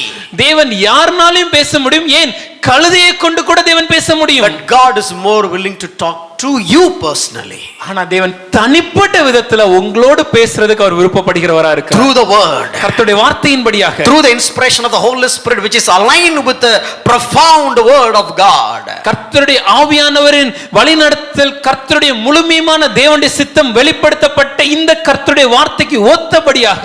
So I no need to some word come from heaven, because I have already the word that has come down from heaven.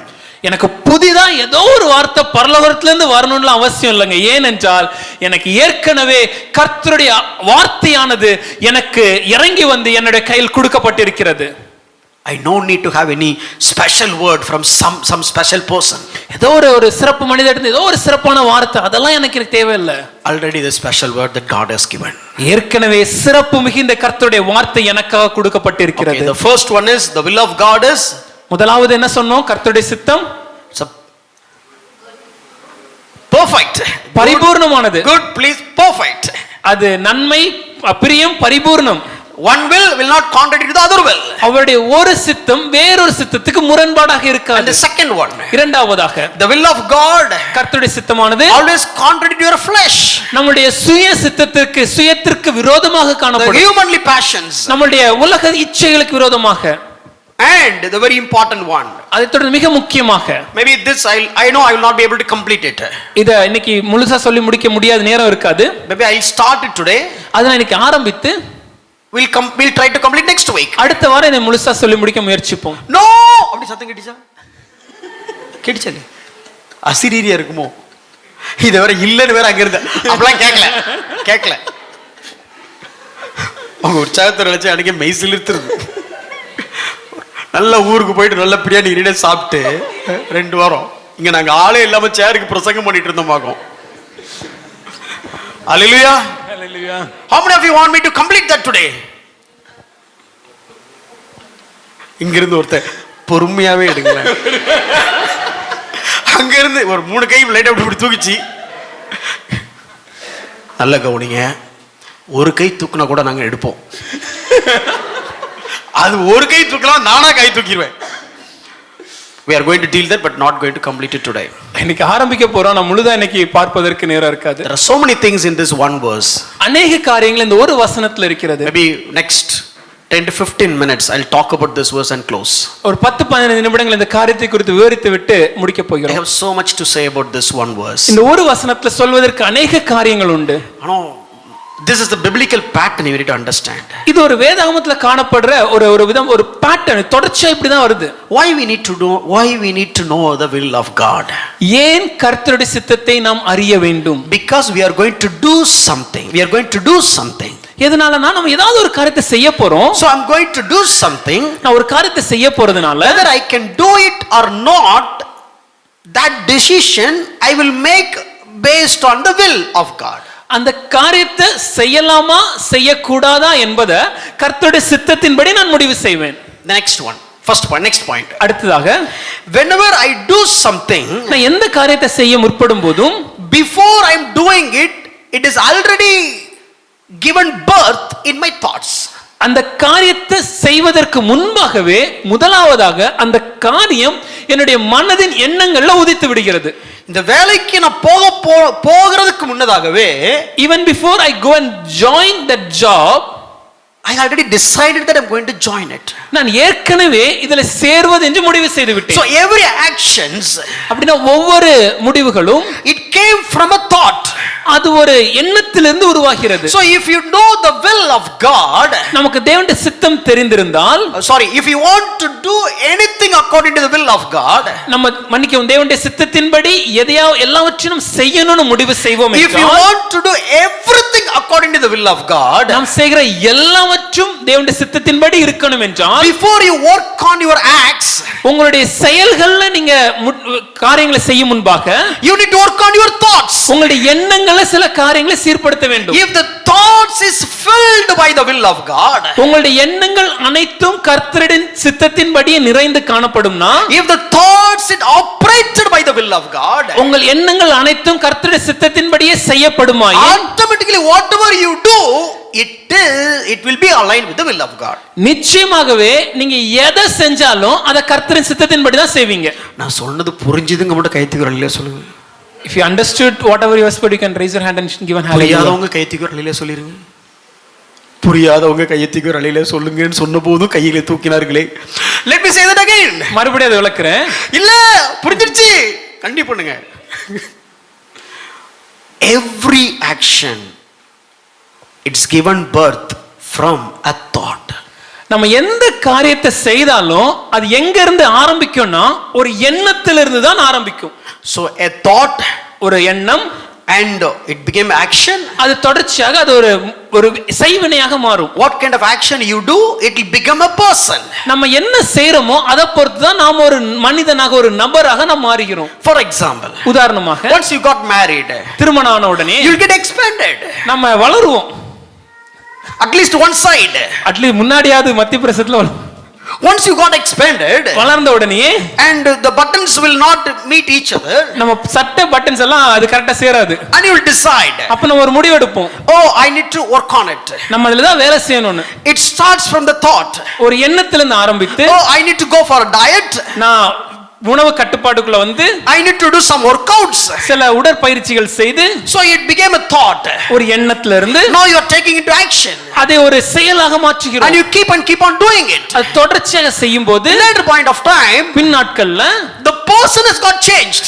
அந்த மனிதர் மாறி ஆரம்பிக்கிறார். become a disciplinary person, ஒரு ஒழுக்கம் நிறைந்தவராக, getting up early in the morning, அதிகாலையில் எழும்புகிறவராக, eating in a very disciplined manner, ஒரு ஒழுக்கத்தின்படி சாப்பிடுகிறவராக, and very strict when it comes to his policies. அவருடைய வாழ்க்கை நெறிமுறைகள்ல மிகவும் நேர்த்தியான காரியங்களை செய்பவராக, and there is a change in the shape as well. அவருடைய பார்க்கும் தோற்றத்துல ஒரு மாற்றம் உண்டாகிறது. so thoughts, எண்ணம், actions, செயல்கள், person. அதை தொடர்ந்து அவர் எப்படி இருக்கிறார் மனிதர். I'll read one verse first. ஒரு வசனம் வாசிக்கிறேன். Proverbs நீதிமொழிகள் 23 verse 7. 23:7. look at this. for as he thinketh in his heart, so is he. அவன் இருதயத்தின் நினைவு எப்படியோ அப்படியே அவன் இருக்கிறான். if I want to follow the will of God, நான் கர்த்தருடைய சித்தத்தை செய்யணும்னா I need to align my heart with respect to the will of God. என்னுடைய இருதயத்தை கர்த்தருடைய சித்தத்தின்படி நான் இசைந்திருக்க செய்ய வேண்டும். heart is the birthplace of every thought. நம்முடைய எண்ணங்கள் எல்லாம் உருவாகிற இல்ல உற்பத்தியாகிற இடம் எதுனா அது நம்முடைய இருதயம். we call it cardiology. நம்ம அது மெடிக்கல்ல சொல்லும்போது கார்டியாலஜின்னு சொல்லுவோம். cardiology, the word comes from cardio, that is a Greek word. இந்த கார்டியோ என்ற வார்த்தை அது ஒரு கிரேக்க வார்த்தை. the meaning of that word is the place of the thoughts getting birth. அந்த வார்த்தையோட அர்த்தம் என்ன நீங்க பார்த்தீங்கன்னா எந்த இடத்துல எண்ணங்கள் உற்பத்தி ஆகிறதோ. so look at this quote. இந்த வாக்கியத்தை பாருங்க. sow a thought, reap an action. ஒரு எண்ணத்தை விதைத்தால் அங்கே ஒரு செயலை அறுப்போம். sow an action, reap a habit. ஒரு செயலை விதைத்தால் அதை ஒரு பழக்கமாக மாறும். and sow a habit, ஒரு பழக்கத்தை விதைத்தால் reap a character. ஒரு குணாதிசயத்தை அறுப்போம். and sow a character, ஒரு குணாதிசயத்தை விதைத்தால் reap a destiny. உங்களுடைய நித்தியத்தை நீங்கள் அறுப்பீர்கள். so let's fill this. அப்ப அத பாப்போமே. so if you sow the thought of God's will, கர்த்தருடைய சித்தத்தை நம்ம விதைத்தோம் என்றால் you will reap an action of God's will. கர்த்தருடைய சித்தத்தின்படி செய்கிற ஒரு செயலை நாம் அறுப்போம். we keep doing it God's will, கர்த்தருடைய சித்தத்தின் செயலை தொடர்ந்து செய்வோம் என்றால் it will become your habit, அதனுடைய பழக்கமாக மாறும். it will become your character, நம்முடைய குணமாக மாறும். it will become nature, நம்முடைய குணாதிசயமாக மாறும். reach the destiny where God intended to be. கர்த்தர் எந்த இடத்திற்கு நம்மளை அழைத்து செல்லணும் வைத்திருக்கிறாரோ அந்த இடத்திற்கு நாம் சென்றடைவோம். hallelujah, hallelujah. so where we need to work on it, அப்ப எந்த இடத்துல நான் வேலை செய்யணும்? what we think, that is the place we need to work on it. நாம எங்க யோசிக்கிறோமோ அந்த இடத்துல நம்ம வேலை செய்ய ஆரம்பிக்கணும். அங்க வேலை செய்யாம உணர்ச்சியப்பட்டு இதுதான் கர்த்தர் சித்தம் அப்படி நினைச்சு செய்யறது தப்பாயிரும். ஏன்னா அது ஒரே நாள்ல செய்யறது. rather than working in our heart, we get emotions, we move in emotions and act and think and do something saying that this is God's will. That becomes wrong because it happens in one day. When a problem comes, ஒரு பிரச்சனை வரும்போது if we don't practice this already, இதை நம்முடைய வாழ்க்கையில் ஏற்கனவே கடைபிடிக்கவில்லை என்றால், when the problem is just oppressing you, அந்த பிரச்சனை நம்மை அழுத்தும் போது, when the situation is suppressing you, நம்முடைய வாழ்க்கையின் சூழல்கள் அழுத்தும் போது, suddenly you feel something, உடனடியாக ஏதோ ஒன்று தோணுதுன்னா, and you feel like that is the will of God. அதுதான் கர்த்தருடைய சித்தம் நம்ம நினைச்சிரோம். No, இல்லங்க. so here it is, you need to wait, நம்ம காத்திருக்க you வேண்டும், need to think, யோசிக்கணும், think about your mind, நம்முடைய மனதை யோசிக்க வேண்டும், work on your thoughts. நம்முடைய எண்ணங்களை யோசிக்க வேண்டும். Oh, am I filled my thoughts already according to the will of God? கர்த்தருடைய சித்தத்தின் நிறைவு என்னுடைய எண்ணங்களில் முழுமையாக காணப்படுகிறதா? Let me tell you one small strategy, then we'll move on. ஒரு சின்ன வியூகத்தை உங்களுக்கு சொல்றேனே. Statistics. ஒரு சின்ன கணக்கை உங்களுக்கு காண்பிக்கிறேன். Doctor Walter corvette. Doctor Walter corvette என்ற ஒரு மனிதர் இருந்தார். He took a survey. அவர் ஒரு ஆய்வை மேற்கொண்டார். No, mostly people are taking decisions when they are worrying. ஜனங்கள் எப்போ அதிகமா முடிவெடுப்பாங்கன்னா அவங்க கவலையில சோர்ந்து கவலையோடு இருக்கும்போது. When you are at the edge of the worry, some other decision you are taking. ரொம்ப கவலையோடு நம்ம இருக்கும்போது அந்த கவலையின் முடிவுல ஏதாவது ஒரு முடிவை நம்ம எடுத்துறோம். But when it comes to worry, ஆனா கவலையை நீங்க குறித்து பார்த்தீங்கன்னா, they done the research, அதை குறித்து ஆய்வு செய்யும்போது, and they said அவங்க சொன்ன காரியம் 8% or 8% of the things people worried are legitimate. அவங்க கவலைப்படுகிற காரியம் எல்லாவற்றையும் குறித்து பார்க்கும்போது அதுல 8% காரியங்கள் தான் சரியான காரியங்களை குறித்த கவலைகள். 92% of your worries are either imaginary, or it will never happen, or you don't have any control at all. ஆனா நம்ம கவலைப்படுகிற 92% நம்ம கவலைப்படுற எல்லா காரியங்களும் எப்படி இருக்கும்னா, ஒண்ணு நம்ம கற்பனையா இருக்கும், இல்லனா அது நடக்கவே செய்யாது, இல்லனா அது நம்ம யோசிச்சு ரொம்ப மிகைப்படுத்தி இருக்கிற காரியங்களா இருக்கும். இல்ல let me put it this way, 92% either imaginary, 92% உள்ள கற்பனையா இருக்கலாம். இப்படி ஆயிருக்குமோ, will it be like this? 5 நிமிஷம் லேட்டா வந்திருப்பாரு. He'll maybe only 5 minutes late. அப்பதான் நியூஸ்ல ஒரு ஆக்சிடென்ட் பார்த்திருப்போம். And would have seen an accident in the newspaper. வண்டில எங்க தட்டிட்டு போறோ. Oh, could have got an accident somewhere. அவர் இன்னும் பரோட்டா சாப்பிட்டுட்டு இருப்பாரு. He will be eating paratha in the stall. Parotta பார்சலுக்கு நேரா இருக்கும். And that the paratha parcel might get delayed. Imaginary. உடனடி யோசனைகள். And another one is, இன்னொரு காரியம் never happen. நடக்கவே செய்யாது. இப்படி ஒரு காரியம் நடந்திருக்காது. Such an incident will never happen. 2 flight accidents you have seen. 2 விமான விபத்துகளை குறித்து கேள்விப்பட்டோம். I will never take flight. இனிமே விமானத்துல ஏறவே மாட்டீங்க. அதுக்கு அப்புறம் flight accident இருக்காது. And there is no flight accidents after within. Never happened, but we imagine. நடக்கல, ஆனா நாம யோசிக்கிறோம். And the third one is, கடைசியாக, whether you worrying about it or not, still you don't have any control on it. நம்ம கவலைப்படுறோமோ கவலைப்படாம இருக்கிறோமோ அந்த நடக்கிற காரியத்துக்கு மேல நமக்கு எந்த கண்ட்ரோல், எந்த ஆளுகையும் இல்ல. Who will come as a CM 2026? 2026ல யாரு முதலமைச்சரா வருவாரு? Can we get the permission for the church building? அதனால சபை கட்டறதுக்கான பெர்மிஷன்லாம் கிடைக்குமா? Can we do the gospel meetings? அப்ப சுவிசேஷ கூட்டத்தை செய்ய முடியுமா? எதை பண்ண முடியுமா போங்களால இன்னைக்கு? Can we do something about that today? ஒண்ணும் பண்ண முடியாது. We cannot do anything. ஏன் worry பண்ணனும்? Why should we worry about that? AI வந்தா என்ன பண்ணும்? What will happen when the AI comes on? இன்னைக்கு எதை பண்ண முடியுமா அப்போ? Can you do something about that? ஒண்ணும் பண்ண முடியாது. We cannot do anything. Why worry? ஏன் நம்ம கவலைப்பட வேண்டும்? By the way, why am I saying all these things? இதெல்லாம் நான் ஏன் சொல்றேனா, this is the strategy of the devil.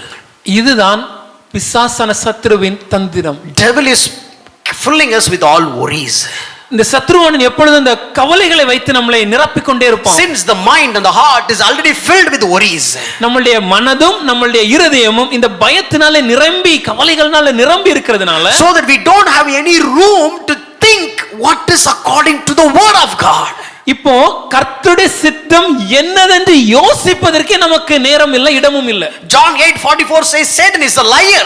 யோவான் 8:44 சொல்லும்போது பிசாசானவன் அவன் பொய் சொல்கிறவனாய் இருக்கிறான். The word of God is the truth. கர்த்தருடைய வார்த்தையே சத்தியம். If you filled by the truth, சத்தியத்தினால் நிரப்பப்பட்டிருந்தால், you filled your thought by the truth, நம்முடைய எண்ணங்களை சத்தியத்தால் நிரப்பி இருந்தோம் என்றால், by the word of God, கர்த்தருடைய வார்த்தையின்படி, by the will of God, கர்த்தருடைய சித்தத்தின்படி, then you move in act with the will of God. கர்த்தருடைய சித்தத்தின்படி செயல்களை செய்ய ஆரம்பிப்போம். But ஆனால் you keep on filled by the enemy so called worries. தொடர்ச்சியாக இந்த சத்ருவானவன் இந்த கவலைகள் என்று என் காரியங்களை நம்மளை நிரப்பிக் கொண்டே இருந்தால் 2 Corinthians 11:3 says he wanted to corrupt your mind with saying lies. 2 கொரிந்தியர் 11:3 சொல்லும்போது நம்முடைய மனதை அந்த பொய்களினாலே அவன் கரப்ட் பண்றான், கரைப்படுத்துகிறான். So that is the first strategy, the first strategy of the enemy towards Eve. இதே ஒரு தந்திரத்தை தான் சத்ருவானவன் ஏவாளிடத்திலும் செய்தான். Did God say that? தேவன் சொன்னாரோ? Lies. பொய். So when we filled our mind with all the worries, இந்த எல்லா விதமான கவலைகளினால் நம்முடைய மனம் நிரப்பப்பட்டு காணப்படும் போது usually we don't have time பொதுவா நமக்கு எதுக்கு நேரம் இருக்காதுன்னா to fill our mind with what is the pleasing, good and perfect will of God. கர்த்தருடைய நன்மையும் பிரியமும் பரிபூர்ணமான சித்தம் என்னதென்று அறிந்து அதை கொண்டு நம்முடைய மனதை நிரப்புவதற்கு நேரம் இருக்காது. And suddenly a problem comes. இப்போ திடீர்னு ஒரு பிரச்சனை வரும்போது you are already not used to deal with the will of God. நம்ம கர்த்தருடைய சித்தத்தின்படி வாழ்வதற்கு இன்னும் பழக்கப்படவில்லை. Suddenly a problem comes. பிரச்சனை வந்தபோது and now இப்போ on top of your mind you take some decision and you thought that is the will of God. That is the problem. நம்ம மனதின் யோசனைகள்ல சில முடிவுகளை எடுத்துறோம். நம்ம என்ன நினைக்கிறோம்னா இதுதான் கர்த்தருடைய சித்தம்னு. ஆனா பிரச்சனை அங்கதான் இருக்கு. sometime the stationல சுடாமலே துப்பாக்கி ரொம்ப நாளா வச்சிருப்பாங்க அப்படி. Maybe go to a police station, you can find some pistols that has never been used for a very long time. துப்பாக்கி இருக்கும். All the pistols are there. அதுல போட்டு யூஸ் பண்ணி பழக்கமே இல்ல. But those guns have never been used. டக்குன்னு காட்டுக்குள்ள இருந்து அட்டாக் பண்ண வந்த உடனே But when suddenly some people come from attack, துப்பாக்கி எடுத்து சர்சர் தேய்ச்சா வண்டி வராது, ஓடாது. you take the gun and you try to load it, you will not be able to. You just press on the pistol but the bullet will not come out. அந்த துப்பாக்கியை அழுத்த முயற்சித்தாலும் குண்டு வெளியே வரவே செய்யாதுங்க. பக்கத்துல இருக்கிற சொல்வாரு, the person next to you will say, குண்ட போடுற முதல்ல. first fill in with the bullet. என்ன கூட சும்மா தான் இருந்துச்சு அதுங்க. All these days it has been lying idle over there. பக்கத்துல இருக்கவங்க பார்த்து சொல்லுங்களேன். Turn to your neighbor and say, அந்த எம்டி துப்பாக்கி, that வெத்து துப்பாக்கி, exactly that வெத்து துப்பாக்கி, that வெத்து துப்பாக்கி வேற யாரும் இல்ல. it's none else. ஒன்ன தான் சொல்றாரு. He is talking about இல்ல you. சிரிப்பு வேற உனக்கு. And you under smile about that. Don't take me wrong. தவறா எடுத்துக்காதீங்க. இப்படி சொல்லிட்டே எல்லாத்தையும் சொல்லிறாங்க பாருங்க. Don't take me wrong. தவறா எடுத்துக்காதீங்க. But this is how we live. ஆனா இப்படிதான் நம்ம வாழ்ந்து கொண்டிருக்கிறோம். We don't used to move by the will of God, but we used to move with the worries of the world. And when a problem comes, just like that we are making choices, we are making decisions, but that is not according to the will of God, but we thought it is the will of God. நாம கர்த்தருடைய சித்தத்தின்படி முடிவெடுக்க, வாழ, சிந்திக்க பழக்கப்படாம இருக்கிறதுனால நம்முடைய சுய சித்தம் ஒரு பிரச்சனைகள் வரும்போது ஏற்கனவே இந்த பயம், இந்த சோர்வுகள், கவலைகள்னால நிரப்பப்பட்டு வாழ்ந்து கொண்டிருப்பதனால நம்ம உடனடியாக எடுக்கிற எந்த முடிவுகளும் இதன் தொடர்ச்சியாகவே காணப்படுகிறது. நம்ம என்ன நினைச்சிரோம்னா இது கர்த்தருடைய சித்தம்னு நினைக்கிறோம், ஆனா அது அப்படி இருக்கிறது இல்ல. அங்கதான் பிரச்சனை உண்டாகிறது. So fill your mind with the word of God. ஆகவே உங்களுடைய இருதயங்கள்ல கர்த்தருடைய வசனத்தினால் நிரப்ப ஆரம்பிங்க. We'll discuss that verse from next week onwards. நம்ம ஒரு வசனத்தை குறித்து அடுத்த வாரத்துல இருந்து தியானிக்க போகிறோம். But have this mentality. இந்த ஒரு எண்ணத்தோட, so first முதலாவது general will of God, பொதுவான தேவ சித்தம், common will of God, பொதுவான தேவ சித்தம், specific will of God. தனிப்பட்ட தேவ சித்தம். If you don't know the common will of God, தேவனுடைய பொதுவான சித்தம் எனக்கு தெரியலனா you will never know what is the specific will of God. என்னோட தனிப்பட்ட தேவ சித்தம் என்பதை நான் அறிந்து கொள்ள முடியாது. If you know that profoundly, தேவனுடைய பொதுவான சித்தத்தை முழுமையாக அறிந்திருப்பேன் ஆயின், it is easy to handle the specific will of God. இந்த தனிப்பட்ட சித்தத்தை எளிதாக என்னால் உணர்ந்து கொண்டு நடக்க And முடியும். when it comes to God's will, கர்த்தருடைய சித்தம் என்று பார்க்கும்போது it is always perfect. அது எப்பொழுதுமே பூரணமாக And இருக்கும். it is always opposing the human passions and the fleshly desires. அது உலகத்தின் இச்சைகளுக்கும் சுயத்தின் இச்சைகளுக்கும் விரோதமாகவே காணப்படும். And fill your mind and keep used with the thoughts of will of God, then easily you can move with respect to the actions.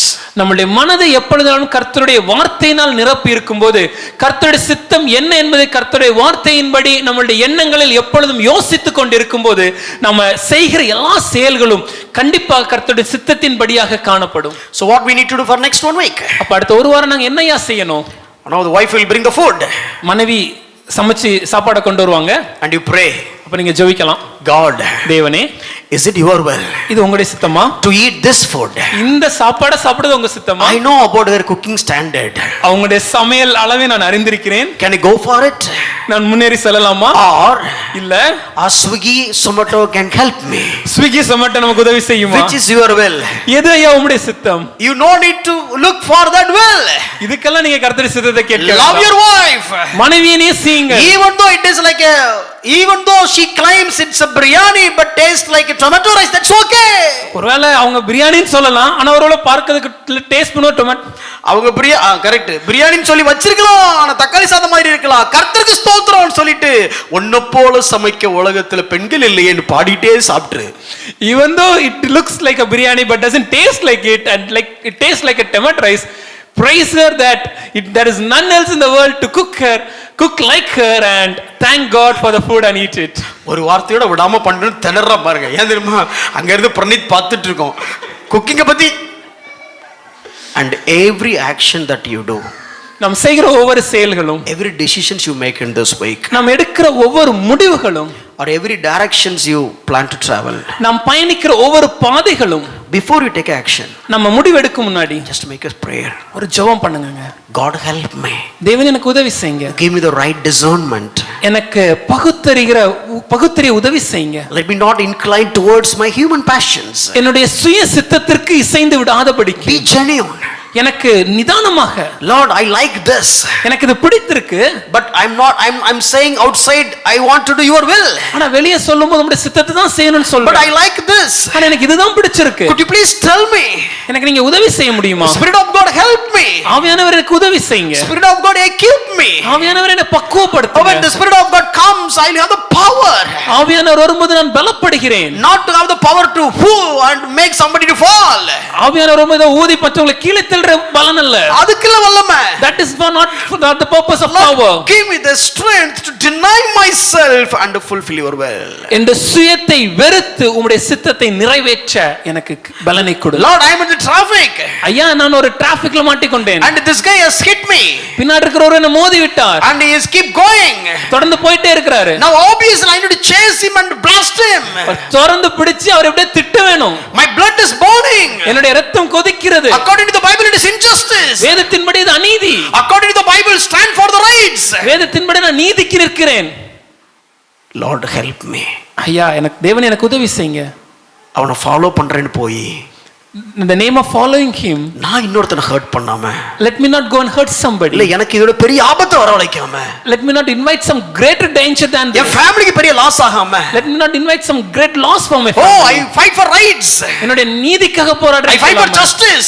நியாயத்துக்காக போராடுறேன். Righteousness and justice are the foundations of the throne of God. கர்த்தருடைய சிங்காசனத்தின் அடித்தளம் அஸ்திவாரம் நீதி நியாயம்லாம் சொல்லிட்டு அந்த வசனத்தின்படி தான் போனேன். let me not just quote the verse and go forward. No Lord. இல்ல தேவனே. Lord, my human passion says, என்னுடைய சுயம் என்ன சொல்கிறதுனா, go and fight. சண்டை போட சொல்லுது. But Spirit of God, ஆனா ஆவியானவரே, give me the strength. எனக்கு பலனை கொடும். You want me to humble here? என்னை தாழ்த்த. You want me to be gentle? என்னை மென்மையானவனாக மாற்ற. You want me to behave as with a long suffering? ஒரு நீடிய பொறுமை உள்ளவனாக என்னை மாற்ற. Or you want me to go back and ask them what is happening? இல்ல தொடர்ந்து சென்று என்ன செய்யணும்னு அவங்கள்ட்ட கேட்பதற்கா? I really need your guidance. எனக்கு உம்முடைய வழிகாட்டுதல் அதிகமாக தேவை. Don't move with your passions or emotions. உங்களுடைய உணர்ச்சிகளின்படியோ இல்ல சுயத்தின்படியோ காரியங்களை செய்யாம, but move according to his inspirations, according to which is aligned with the inscriptions. எழுதி கொடுக்கப்பட்ட வாக்கியத்திற்கு ஒத்து என்ன காரியங்களை தேவன் உணர்த்துகிறாரோ அதன்படி செய்ய முயற்சிப்போம். Let me say that again. மறுபடியும் அதை சொல்றேன். Let's not move with our emotions or passions. நம்மளுடைய உணர்வுகளின்படியோ நம்மளுடைய இச்சைகளின்படியோ நாம காரியங்களை செய்யாம, let's move on the inspirations of the Holy Spirit which is aligned with the inscriptions of the Holy Spirit. தேவனுடைய ஆவியானவர் நமக்கு எழுதி கொடுத்திருக்கிற வசனத்தின்படி தேவனுடைய ஆவியானவர் நமக்கு உணர்த்துகிற விதமாக காரியங்களை செய்ய ஆரம்பிப்போம். When you do this, நாம் செய்யும்போது you live in this world இந்த உலகத்துல conqueror. இந்த உலகத்துல முற்றும் ஜெயிக்கிறவர்களாக நம்மால் வாழ முடியும். And this is the master key. இதுதான் அந்த master key. You can use this key for anything. இதை நீங்க எல்லா காரியத்திற்கும் பயன்படுத்த முடியும். தேவன் உங்களை ஆசீர்வதிப்பாராக. Thank you. அடுத்த வாரம் தொடர்ந்து தியானிப்போம்.